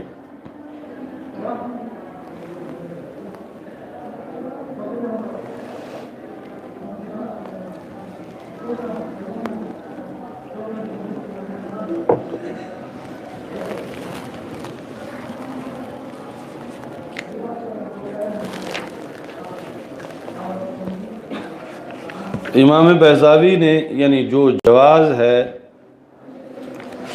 اس کے لحاظ سے جو ہمارا مسلک ہے لکھا، اور پھر اس کو شارحین نے اپنی اپنی کتابوں میں ذکر کیا۔ یہ جو عمدۃ القاری ہے اس میں اس حدیث کے تحت یہ لکھا ہوا ہے، قال البیضاوی لما كانت اليہود والنصارى يسجدون لقبور الانبیاء، کہ وہ سجدہ کرتے تھے قبروں کو، تعظیما لشأنہم، یعنی ان کی تعظیم کے لیے، تو تعظیم، سجدہ تعظیمی جو ہے نہ زندہ کے لیے جائز ہے ہماری شریعت میں، اور نہ ہی قبر کے لیے جائز ہے، تعظیما لشأنہم۔ تو پتہ چلا کہ یعنی وہ مسجد بنانے کا مطلب بھی یہ تھا کہ وہ عین قبر کو سجدہ کرتے تھے۔ تو یہ حدیث جو ہے وہ اس چیز کا حکم نہیں دے رہی کہ مساجد نہ بناؤ قبروں کے پاس کہ نماز ہی نہیں ہوگی، یا یہ ہے کہ قبر سے ہٹ کے علیحدہ پڑھو نماز کے سامنے قبر نہ ہو تو پھر بھی نہیں ہوگی، بلکہ اس میں تو یہ کہ عین قبر کو جب سجدہ ہو رہا ہو تو یہ مذمت کی گئی ہے اور ایسا کرنا جائز نہیں۔ تو انہوں نے لکھا امام بیضاوی نے، اور پھر عمدۃ القاری میں اس ذکر کیا گیا، وَيَجْعَلُونَهَا قِبْلَةً، قبروں کو وہ قبلہ بناتے تھے، يَتَوَجَّهُونَ فِي الصَّلَاةِ نَحْوَهَا، تو نماز میں ان کی طرف متوجہ ہوتے تھے، یعنی چہرہ ان قبروں کی طرف کرتے تھے قبلہ بنا کے، جبکہ اہل سنت کا اس انداز سے کوئی دور کا بھی واسطہ نہیں ہے۔ وَاتَّخَذُوهَا أَوْثَانًا، انہوں نے ان قبروں کو بت بنایا ہوا تھا، लअनहुम النبی صلی اللہ علیہ وسلم ومنع المسلمین عن ذلك، تو نبی اکرم صلی اللہ علیہ وسلم نے یہود پہ لعنت کی اور مسلمانوں کو اس کام سے منع کیا۔ فَأَمَّا مَنِ اتَّخَذَ مَسْجِدًا فِي جَوَارِ صَالِحٍ، لیکن وہ کہ جس نے مسجد بنائی صالح کے پڑوس میں، صالح سے مراد ہے صالح کا مزار، صالح کی قبر، صالح کے پڑوس میں، وَقَصَدَ التَّبَرُّكَ بِالْقُرْبِ مِنْهُ، اور ارادہ کیا تبرک کا کہ ان کے مزار کے ساتھ مسجد ہوگی تو برکت ملے گی، یا پھر کوئی دور سے چل کے گیا ہے کہ میں مزار والی مسجد میں نماز پڑھتا ہوں کہ اللہ کے ولی کی وہاں پہ قبر ہے، تو کہتے ہیں اگر تبرک کے لیے دیا، لا للتعظیم لہو، یعنی یہ اس کا وہاں جا کے نماز پڑھنا اس صاحب مزار کی تعظیم کے لیے نہیں تھا، تعظیم سے مراد بھی ہے تعظیم میں تعبدی، ولا للتوجہ الیہ، اور نہ ہی یہ اس قبر کی طرف منہ کر کے نماز پڑھنا چاہتا ہے، فلا يدخل فی الوعید المذکور، تو پھر یہ مسجد اور یہ نماز مذکورہ وعید میں داخل نہیں ہے۔ یہ کس نے کہا؟ امام بیضاوی نے، عمدۃ القاری میں بھی ہے، ادھر ارشاد الساری میں بھی ہے، کئی شروحات میں اس کو ذکر کیا گیا ہے، یعنی اس حدیث کے تحت۔ اب یہ جو ہے اس کو ہائی لائٹ نہیں کرتے نجدی وہابی، بلکہ اس کو جہاں تک ہو سکے کتابوں سے نکال رہے ہیں، اور اپنا یعنی جو ظاہر حدیث ہے اس کو پیش کر کے کہ مزارات والی مسجد جو ہے ان میں مسجدوں میں بھی نماز جائز نہیں چاہیے جائے کہ جو مقبرہ و گنبد بنا ہوا اس میں کوئی سائڈ پہ ہو کے نماز پڑھے۔ تو ہمارے نزدیک جو ہے عین قبر سامنے نہ ہو، درمیان میں اگر اینٹ کی دیوار بنی ہوئی ہے یا کپڑا لٹکا ہوا ہے تو اتنا حجاب بھی کافی ہے، اور اس پر اعلیٰ حضرت رحمۃ اللہ علیہ نے ایک پوری تحقیق کی ہے فتاویٰ میں مساجد کے باب کے اندر، کہ جب اس مزار کا دروازہ بند ہو اور باہر صفیں بچھی ہوئی ہوں تو نماز میں کوئی حرج نہیں ہے، اس کمرے کو کعبے کی طرف نہیں قرار دیا جائے گا کہ گویا کہ اس کمرے کو سجدہ کر رہے ہیں۔ اچھا جی،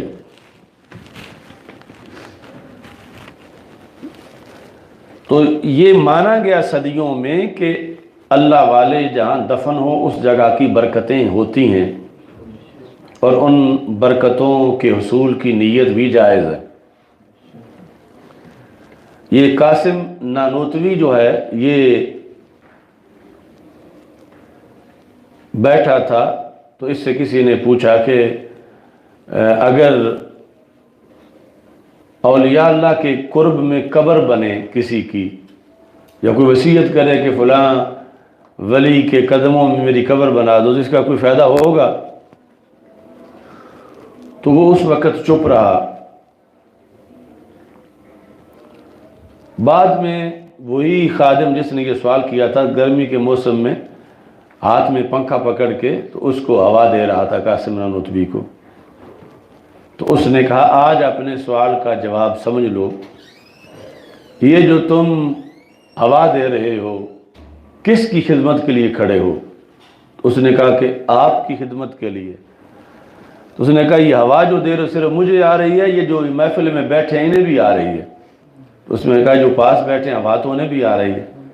تو اس نے کہا یہ ہے تمہارے سوال کا جواب کہ کسی ولی کے قرب میں جو قبر ہو تو فائدہ یوں ہی ہوتا ہے کہ رحمتیں اس ولی کی قبر پہ برستی ہیں تو ساتھ والوں کو بھی حصہ مل جاتا ہے۔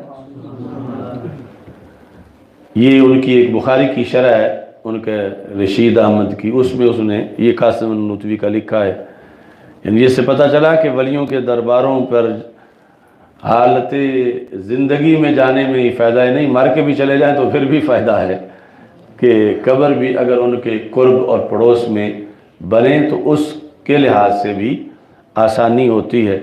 اور دیوبندیوں کے تو کئی ایسے حوالہ جات ہیں جس میں باقاعدہ انہوں نے وصیت کی کہ ہماری قبر فلاں جو ولیاں ان کے قدموں میں بنانا، اس طرح کے بہت سے حوالہ جات موجود ہیں۔ اچھا جی،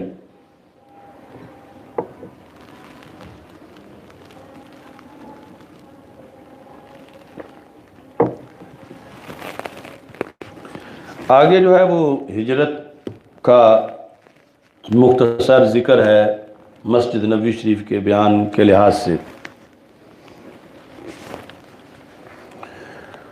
حضرت انس بن مالک رضی اللہ تعالیٰ عنہ کہتے ہیں کہ نبی اکرم صلی اللہ علیہ وسلم مدینہ منورہ تشریف لائے تو آپ اوالی میں ٹھہرے۔ تو مکہ مکرمہ میں بھی ایک جانب جو ہے وہ اونچی ہے، دوسری جو ہے وہ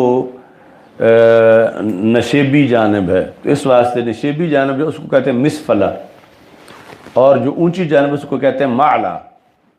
اس واسطے وہ جو قبرستان اس کو کہتے ہیں جنت معلا یا معلا، کہ وہ جانب کافی اونچی ہے اور دوسری جانب جو ہے وہ بہت نیچے ہے، اس کو اب بھی مسفلہ سے ہی تعبیر کیا جاتا ہے۔ تو ایسے ہی مدینہ منورہ میں اگرچہ اتنی اونچی تو نہیں ہے ایک سائڈ، لیکن پھر بھی نسبتاً اونچی ہے، تو اس لیے ان کو اوالی کہتے ہیں، اب بھی اوالی کہتے ہیں۔ تو یہ کئی کلومیٹر میں علاقہ ہے جس کو اوالی سے تعبیر کیا جاتا ہے، اسی کے اندر یہ مسجد قباء والا علاقہ آتا ہے۔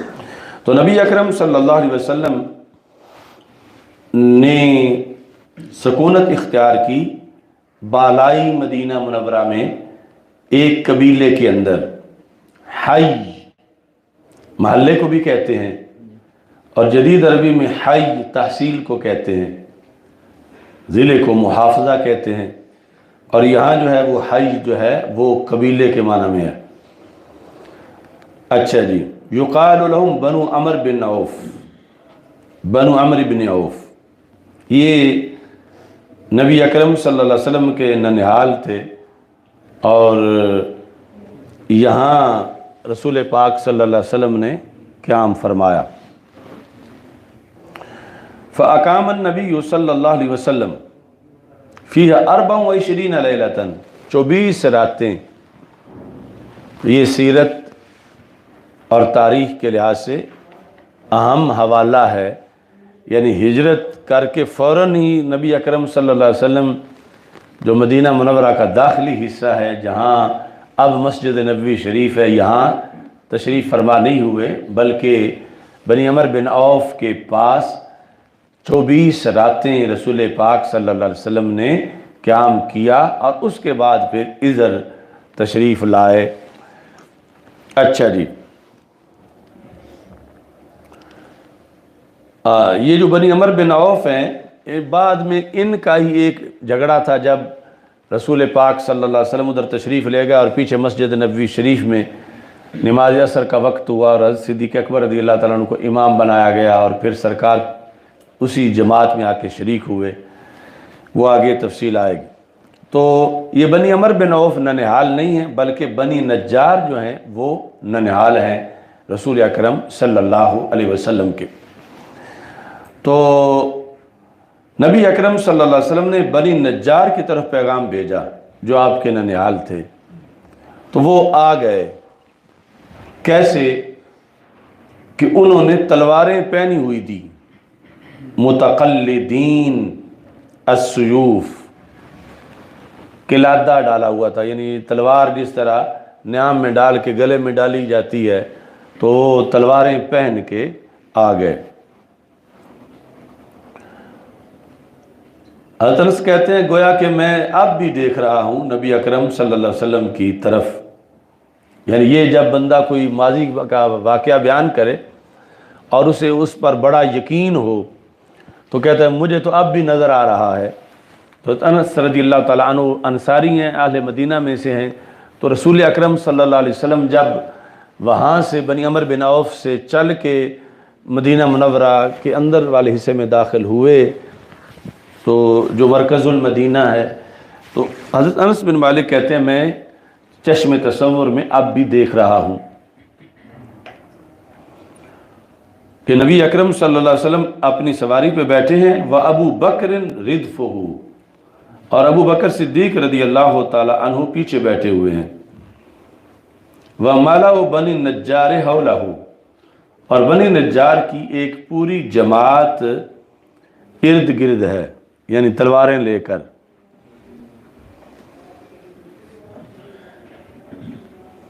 یہ یعنی ایک جلوس تھا پہلا کہ رسول پاک صلی اللہ علیہ وسلم کے ننھال تلواریں ساتھ لے کر سرکار دو عالم صلی اللہ علیہ وسلم کے ساتھ چلتے آ رہے ہیں، اور نبی اکرم صلی اللہ علیہ وسلم 24 دن بنی نجار میں بنی عمر بن عوف میں رہنے کے بعد اب مدینہ منورہ کے اندر داخل ہو رہے ہیں۔ تو نبی اکرم صلی اللہ علیہ وسلم نے فرمایا، اے بنی نجار، تم اپنے اس احاطے کی مجھ سے پیسے لے لو، یعنی یہ جہاں مسجد نبوی شریف ہے تو یہ جو حویلی تھی بڑا احاطہ تھا، جس میں کچھ درختوں کے ٹنڈ تھے، کٹے ہوئے کچھ قبریں تھیں مشرکین کی۔ قالوا لا واللہ، انہوں نے کہا نہیں، خدا کی قسم ہم اس کے پیسے اللہ سے ہی لیں گے، یعنی اس کا اجر ہم چاہتے ہیں، مفت دیتے ہیں مسجد کے لیے۔ کہتے ہیں کہ اس میں میں تمہیں بتاؤں کہ مشرکین کی قبریں تھیں، وفیہ خارب، اور باقی یعنی غیر آباد زمین تھی۔ خارب کا یہ مطلب ہے بنجر زمین۔ وفیہ نخل، اور کچھ میں کھجوریں تھیں۔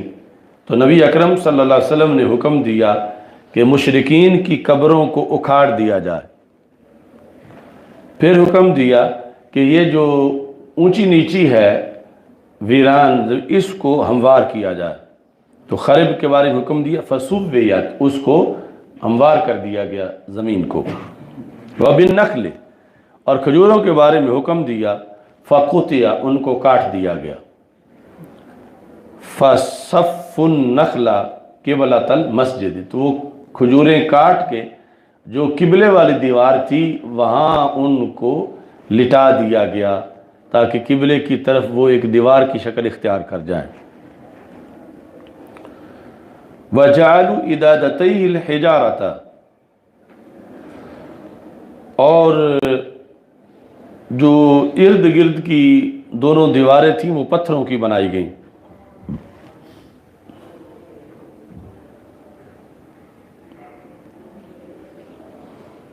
اچھا جی، وَجَعَلُوا يَنْقُلُونَ الصَّخْرَ، صحابہ پتھر اٹھا رہے تھے، وَهُمْ يَرْتَجِزُونَ، اور ساتھ یہ ترانہ پڑھ رہے تھے۔ رجز کہتے ہیں رجز، جنگی ترانہ۔ وَالنَّبِيُّ صلی اللہ علیہ وسلم معہم، اور رسول پاک صلی اللہ علیہ وسلم ان کے ساتھ تھے۔ وَهُمْ يَقُولُ، اور وہ یہ کہہ رہے تھے، اللہم لا خیر الا خیر الآخرہ فاغفر الانصار والمہاجر، اے اللہ خیر تو آخرت کی خیر ہے، یعنی دنیا میں تو گزارا ہو جائے گا، اے اللہ انصار کو بھی بخش دے۔ وَهُوَ يَقُولُ، اصل میں یعنی یہ آگے آئے گا تفصیلی، وہ کہہ رہے تھے نحن الذین بایعوا محمدا علی الجہاد ما بقینا ابدا، کہ ہم وہ لوگ ہیں جن حضرت محمد مصطفیٰ صلی اللہ علیہ وسلم کے ہاتھوں پہ بیعت کی ہے، جہاد پر بیعت کی ہے، کتنے سالوں تک؟ آخری سانس تک ہم لڑیں گے۔ تو یہ اپنی وفاؤں کا جب اظہار کر رہے تھے تو رسول پاک صلی اللہ علیہ وسلم نے پھر اپنی طرف سے ان کو داد دی اور دعا دی۔ وہ سرکار نے فرمایا اللہم لا خیر الا خیر الآخرہ فاغفر الانصار والمہاجرہ۔ تو اس کے کئی اشعار ہیں، اور اصل میں یہ حضرت عبداللہ بن رواحہ رضی اللہ تعالیٰ عنہ کا کلام ہے جو مختلف جنگوں کے اندر یہ پڑھا گیا۔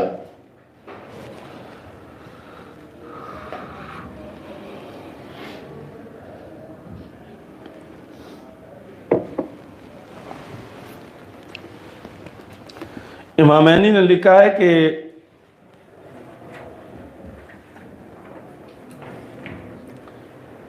رسول پاک صلی اللہ علیہ وسلم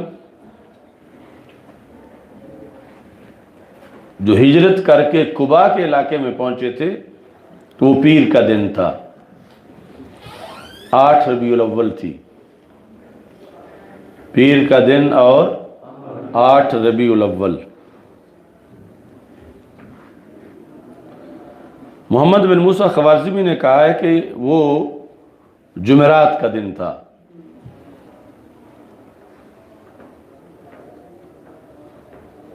اور یہ جو انگریزی تاریخ ہے یعنی 10 اپریل تھی،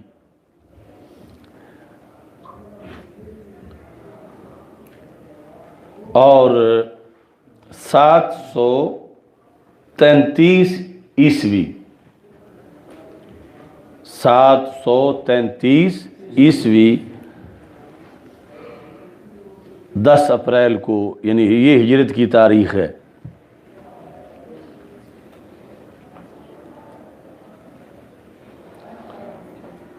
اچھا جی،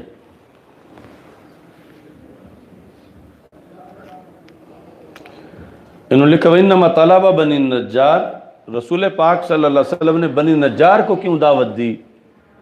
لِأَنَّهُمْ كَانُوا أَخْوَالَهُ، چونکہ وہ رسول پاک صلی اللہ علیہ وسلم کے ننیال تھے۔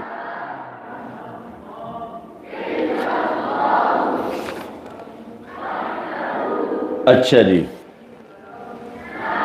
دروازہ پھر شروع سے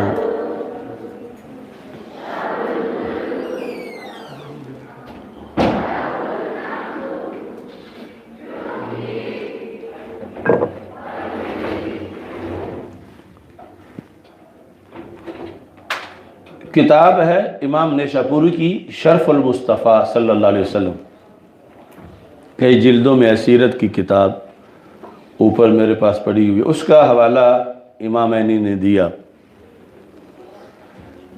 کہ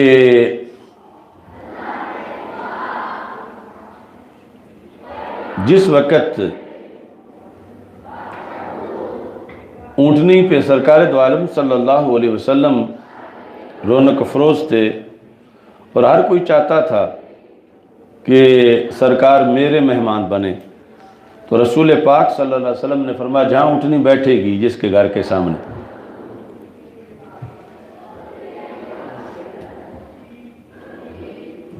تو حضرت ابو ایوب انصاری رضی اللہ تعالیٰ عنہ کے گھر کے سامنے اونٹنی بیٹھ گئی۔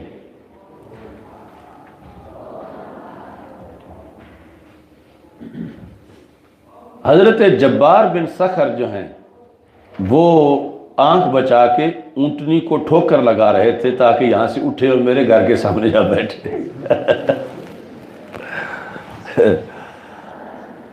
تو حضرت ابو ایوب انصاری نے کہا یا جبار ان منزلی تنخسھا، کیا تم میرے گھر سے اس کو اٹھانا چاہتے ہو؟ اچھا جی، والذی بعثہ بالحق لولا الاسلام لضربتک بالسیف، اگر اسلام کی رکاوٹ نہ ہوتی تو میں رسول پاک صلی اللہ علیہ وسلم کے اللہ کی قسم اٹھا کے کہتا ہوں تمہاری اس حرکت پر میں تمہارا سر اتار دیتا۔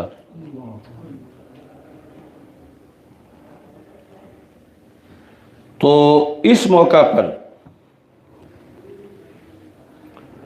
یہ انہوں نے لکھا کہ اونٹنی بلا وجہ نہیں بیٹھی تھی، اس کا ایک پس منظر تھا کہ طبع اکبر جو یمن کا بادشاہ تھا وہ جب مکہ مکرمہ آیا قبل مولد رسول اللہ صلی اللہ علیہ وسلم بألف عام، نبی اکرم صلی اللہ علیہ وسلم کی ولادت سے 1000 سال پہلے طبع مکہ مکرمہ آیا، وخرج منها الى یثرب، اور یہاں سے نکل کے وہ یثرب گیا جس کو اب مدینہ منورہ کہتے ہیں، اور اس کے ساتھ کان معه 400 رجل من الحکماء، 400 عالم تھے، یعنی حکماء سے مراد ہے یہاں عالم کیونکہ یمن کا علاقہ آسمانی علوم کے ماہرین کا علاقہ تھا۔ فاجتمعوا وتعاقدوا الا اللہ یخرجوا منها، یہ جو 400 علماء تھے چوٹی کے جو ہمیشہ طبا کے ساتھ ساتھ رہتے تھے، انہوں نے وہاں آپس میں اجلاس کر کے یہ فیصلہ کر لیا کہ ہم یہاں سے نہیں جائیں گے، ادھر ہی رہیں گے۔ یعنی وہ جو جتنا بھی سرکاری پروٹوکول تھا اس کو چھوڑتے ہوئے کہ طبا چلا جائے، ہم طبا کے ساتھ نہیں جائیں گے، ہم یہاں ہی رہیں گے۔ وَسَأَلَهُمْ طُبَّ عَنْ سِرِّ ذَلِكَ، تو طبا نے کہا کہ وجہ کیا، مجھے بھی وجہ تو بتاؤ کہ تم ہمیشہ میرے ساتھ رہے ہو اور میں تم پہ انعام و اکرام کرتا رہا ہوں، اور یہاں تم نے یعنی میری کسی شہر کو پیش نظر نہیں رکھا، اور میں بادشاہ ہوں، بادشاہت کا ایریا میرا یمن کا ہے، تم یہاں کیوں رہنا چاہتے ہو؟ فقالوا انا نجد فی کتبنا ان نبیا اسمہ محمد صلی اللہ علیہ وسلم ہذہ دار مہاجرہ، کہ ہم نے کتابوں میں پایا ہے کہ ایک نبی صلی اللہ علیہ وسلم جن کا نام محمد صلی اللہ علیہ وسلم ہے، یہ ان کی ہجرت کی جگہ ہے۔ فنحن نقیم، تو ہم یہیں اقامت اختیار کریں گے، لعل ان نلقاہ، شاید کہ ہماری ان سے ملاقات ہو جائے۔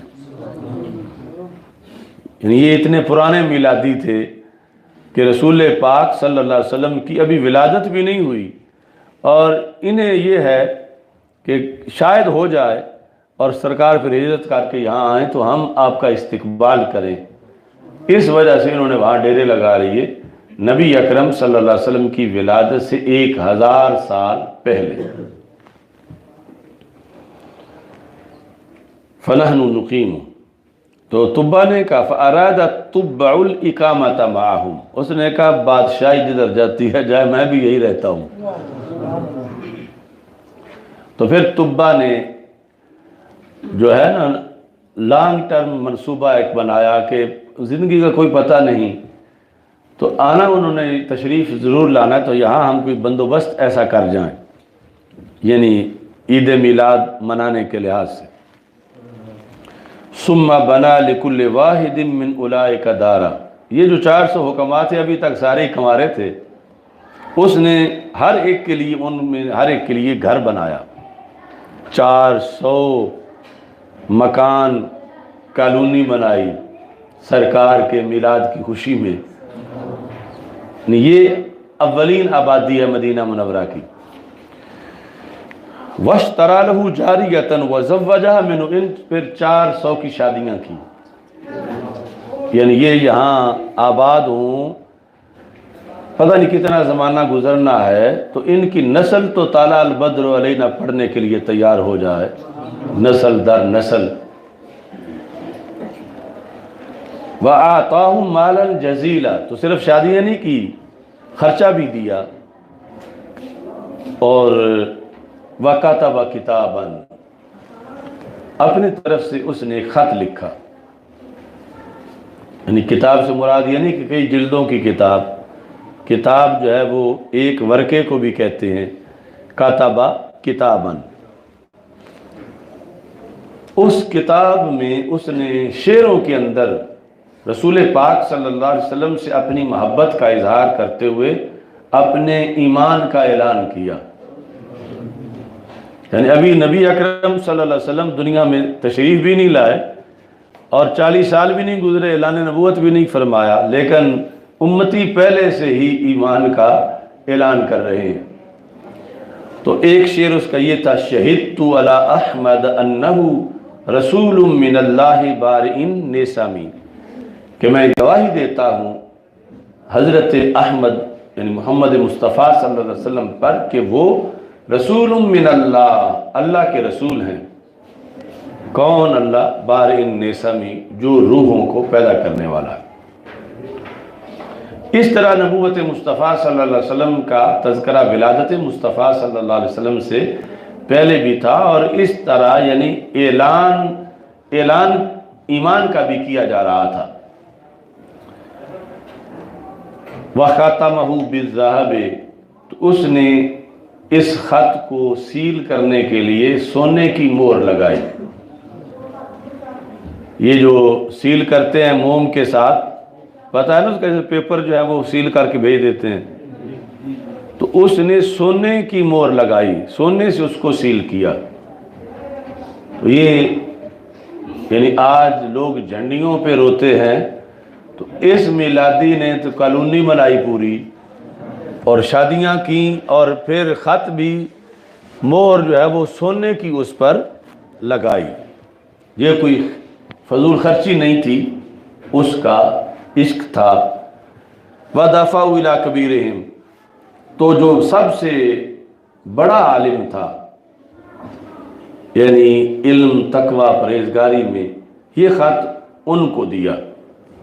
وَسَأَلَهُ أَن يَدْفَعَهُ إِلَىٰ مُحَمَّد صلی اللہ علیہ وسلم ان ادرکہ، اسے کہا کہ اگر میں مر گیا، تم زندہ ہوئے، تو میرا خط حضرت محمد صلی اللہ علیہ وسلم کو دے دینا، اور اگر تم بھی فوت ہو چکے ہو تو تم آگے اپنی اولاد کو پہلے ہی دے دینا۔ وَإِلَّا مَنْ أَدْرَكَهُ مِنْ وَلَدِهِ، تمہاری نسل میں سے جو بھی اس وقت زندہ ہوا، پوتا، پڑ پوتا، لکڑ پوتا، آگے جو کچھ بھی، تو وہ دے دے گا۔ اور ساتھ ہی وَبَنَا لِلنَّبِيِّ صلی اللہ علیہ وسلم دارا، اس نے جب ان استقبالیوں کے لیے گھر بنائے تو سرکار دو عالم صلی اللہ علیہ وسلم کا کاشانہ بھی بنایا۔ ينزلها اذا قدم المدینہ تھا کہ جب رسول پاک صلی اللہ علیہ وسلم تشریف لائیں تو اس گھر میں رہیں۔ یعنی ان لوگوں سے 12 کے بعد والا میلاد بھی برداشت نہیں ہوتا، لیکن تذکرہ میلاد کا اور اہتمام یعنی کتنا پہلے کا ہے کہ گھر بھی اس نے بنایا۔ فتداولت دار الملاک، یہ گھر نسل در نسل منتقل ہوتا رہا، حتی الی ان صارت لابی ایوب رضی اللہ تعالیٰ عنہ، اس وقت یہ حضرت ابو ایوب انصاری کے پاس تھا، تو اونٹنی بلا وجہ وہاں نہیں بیٹھی تھی، اس لیے بیٹھی تھی کہ طبہ نے وہ گھر سرکار دو عالم صلی اللہ علیہ وسلم کے لیے بنایا تھا، اور وہ 2 منزلہ گھر تھا۔ اوپر والی منزل میں رسول پاک صلی اللہ علیہ وسلم رہائش پذیر ہوئے تھے، اور یہ بھی یعنی محفوظ رکھا گیا، یہ بھی نجدیوں نے گرایا ہے، یعنی پہلے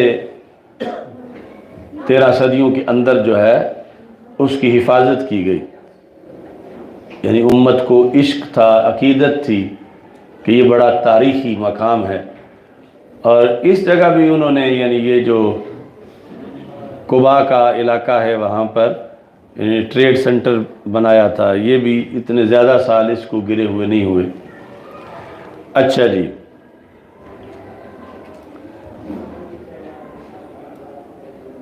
وَهُوَ مِنْ وَلَدِ ذَلِكَ الْعَالِمِ الَّذِي دَافَعَ إِلَيْهِ الْكِتَابَ، تو حضرت ابو ایوب انصاری اس بڑے عالم کی اولاد میں سے ہیں جنہیں رسول پاک، جنہیں طبہ نے اپنا خط دیا تھا رسول پاک صلی اللہ علیہ وسلم کے نام۔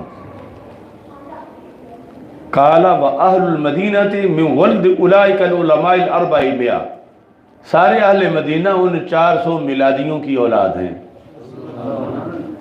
اس وجہ سے یہ طبیعتوں کا فرق ہے، یعنی مکہ مکرمہ کے لوگوں کی مزاج اور طرح کے ہیں، مدینہ منورہ کے لوگوں کے مزاج اور طرح کے ہیں، کہ وہ نسل ساری وہ ہے کہ جنہوں نے کتنے سال پہلے، 1000 سال پہلے رسول پاک صلی اللہ علیہ وسلم کی آمد کا انتظار شروع کیا۔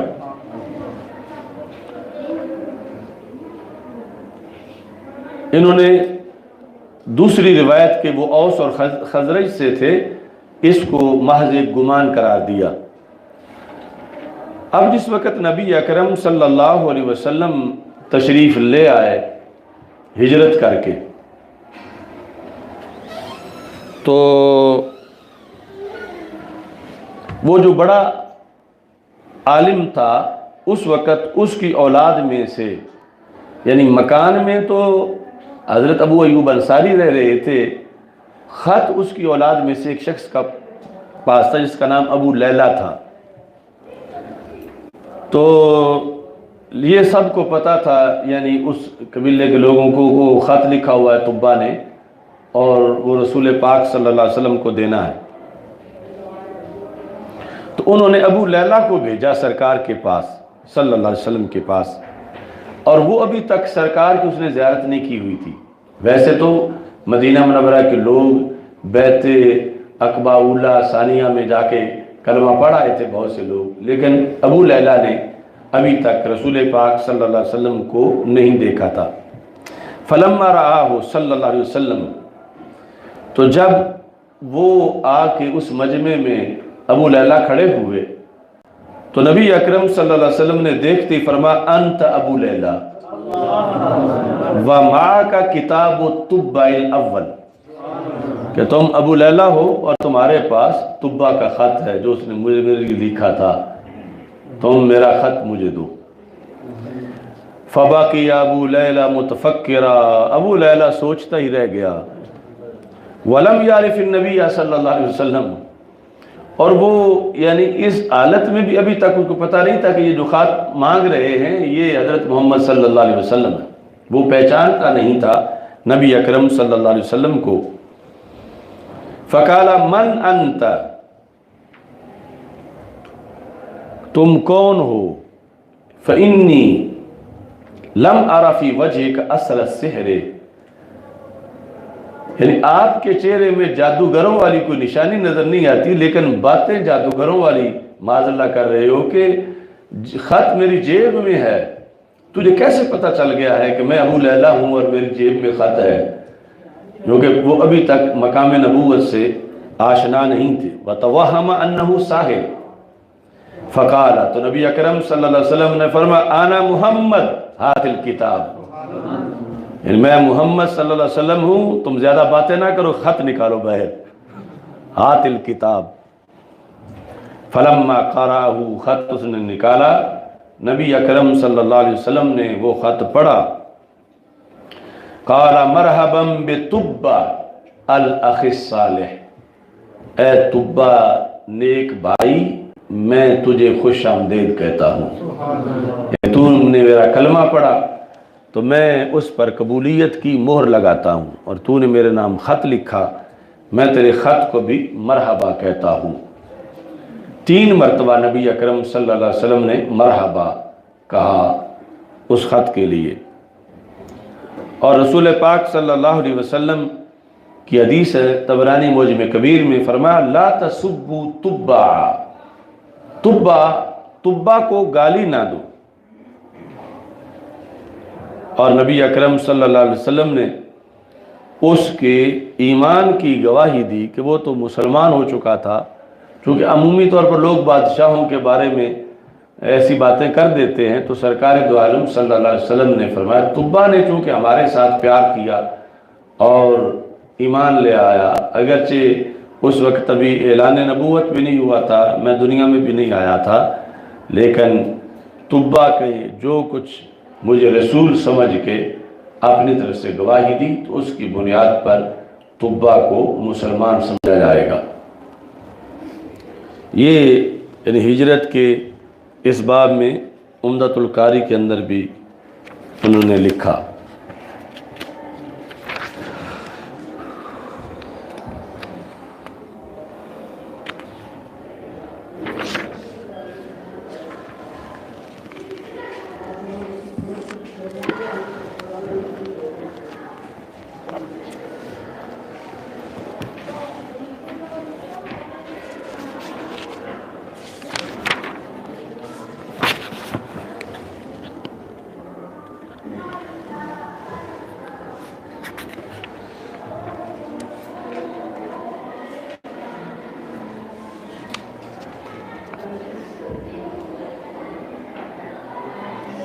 انتالیس صفحہ نکالو،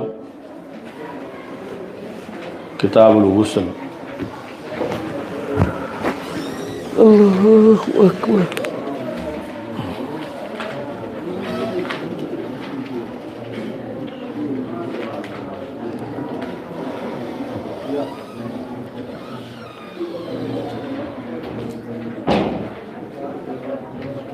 حدثنا عبداللہ بن محمد، آگے حدیث ہے سمعت ابا طلحہ یقول دخلت انا و اخو عائشہ رضی اللہ تعالیٰ عنہ علی عائشہ رضی اللہ تعالیٰ عنہ. نظر آئیے اس کی بحث پڑی ہوئی ہے، یعنی اس پر معاذاللہ شیعوں کا بھی بہت بڑا اعتراض ہے. پھر بعد میں یہ مودودی وغیرہ اور اس طرح کے اور مخالفین امام بخاری جو ہیں وہ اس حدیث کی وجہ سے بہت زیادہ تنقید کرتے ہیں ان پر کہ یہ انہوں نے کیا لکھا ہے، یہ کیوں لکھا ہے. اے عادل، آپ کو یہاں کوئی کھٹکا محسوس نہیں ہوا؟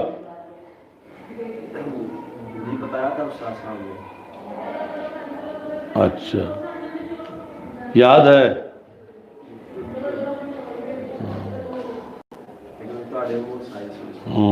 ایک نعت خانہ والے انداز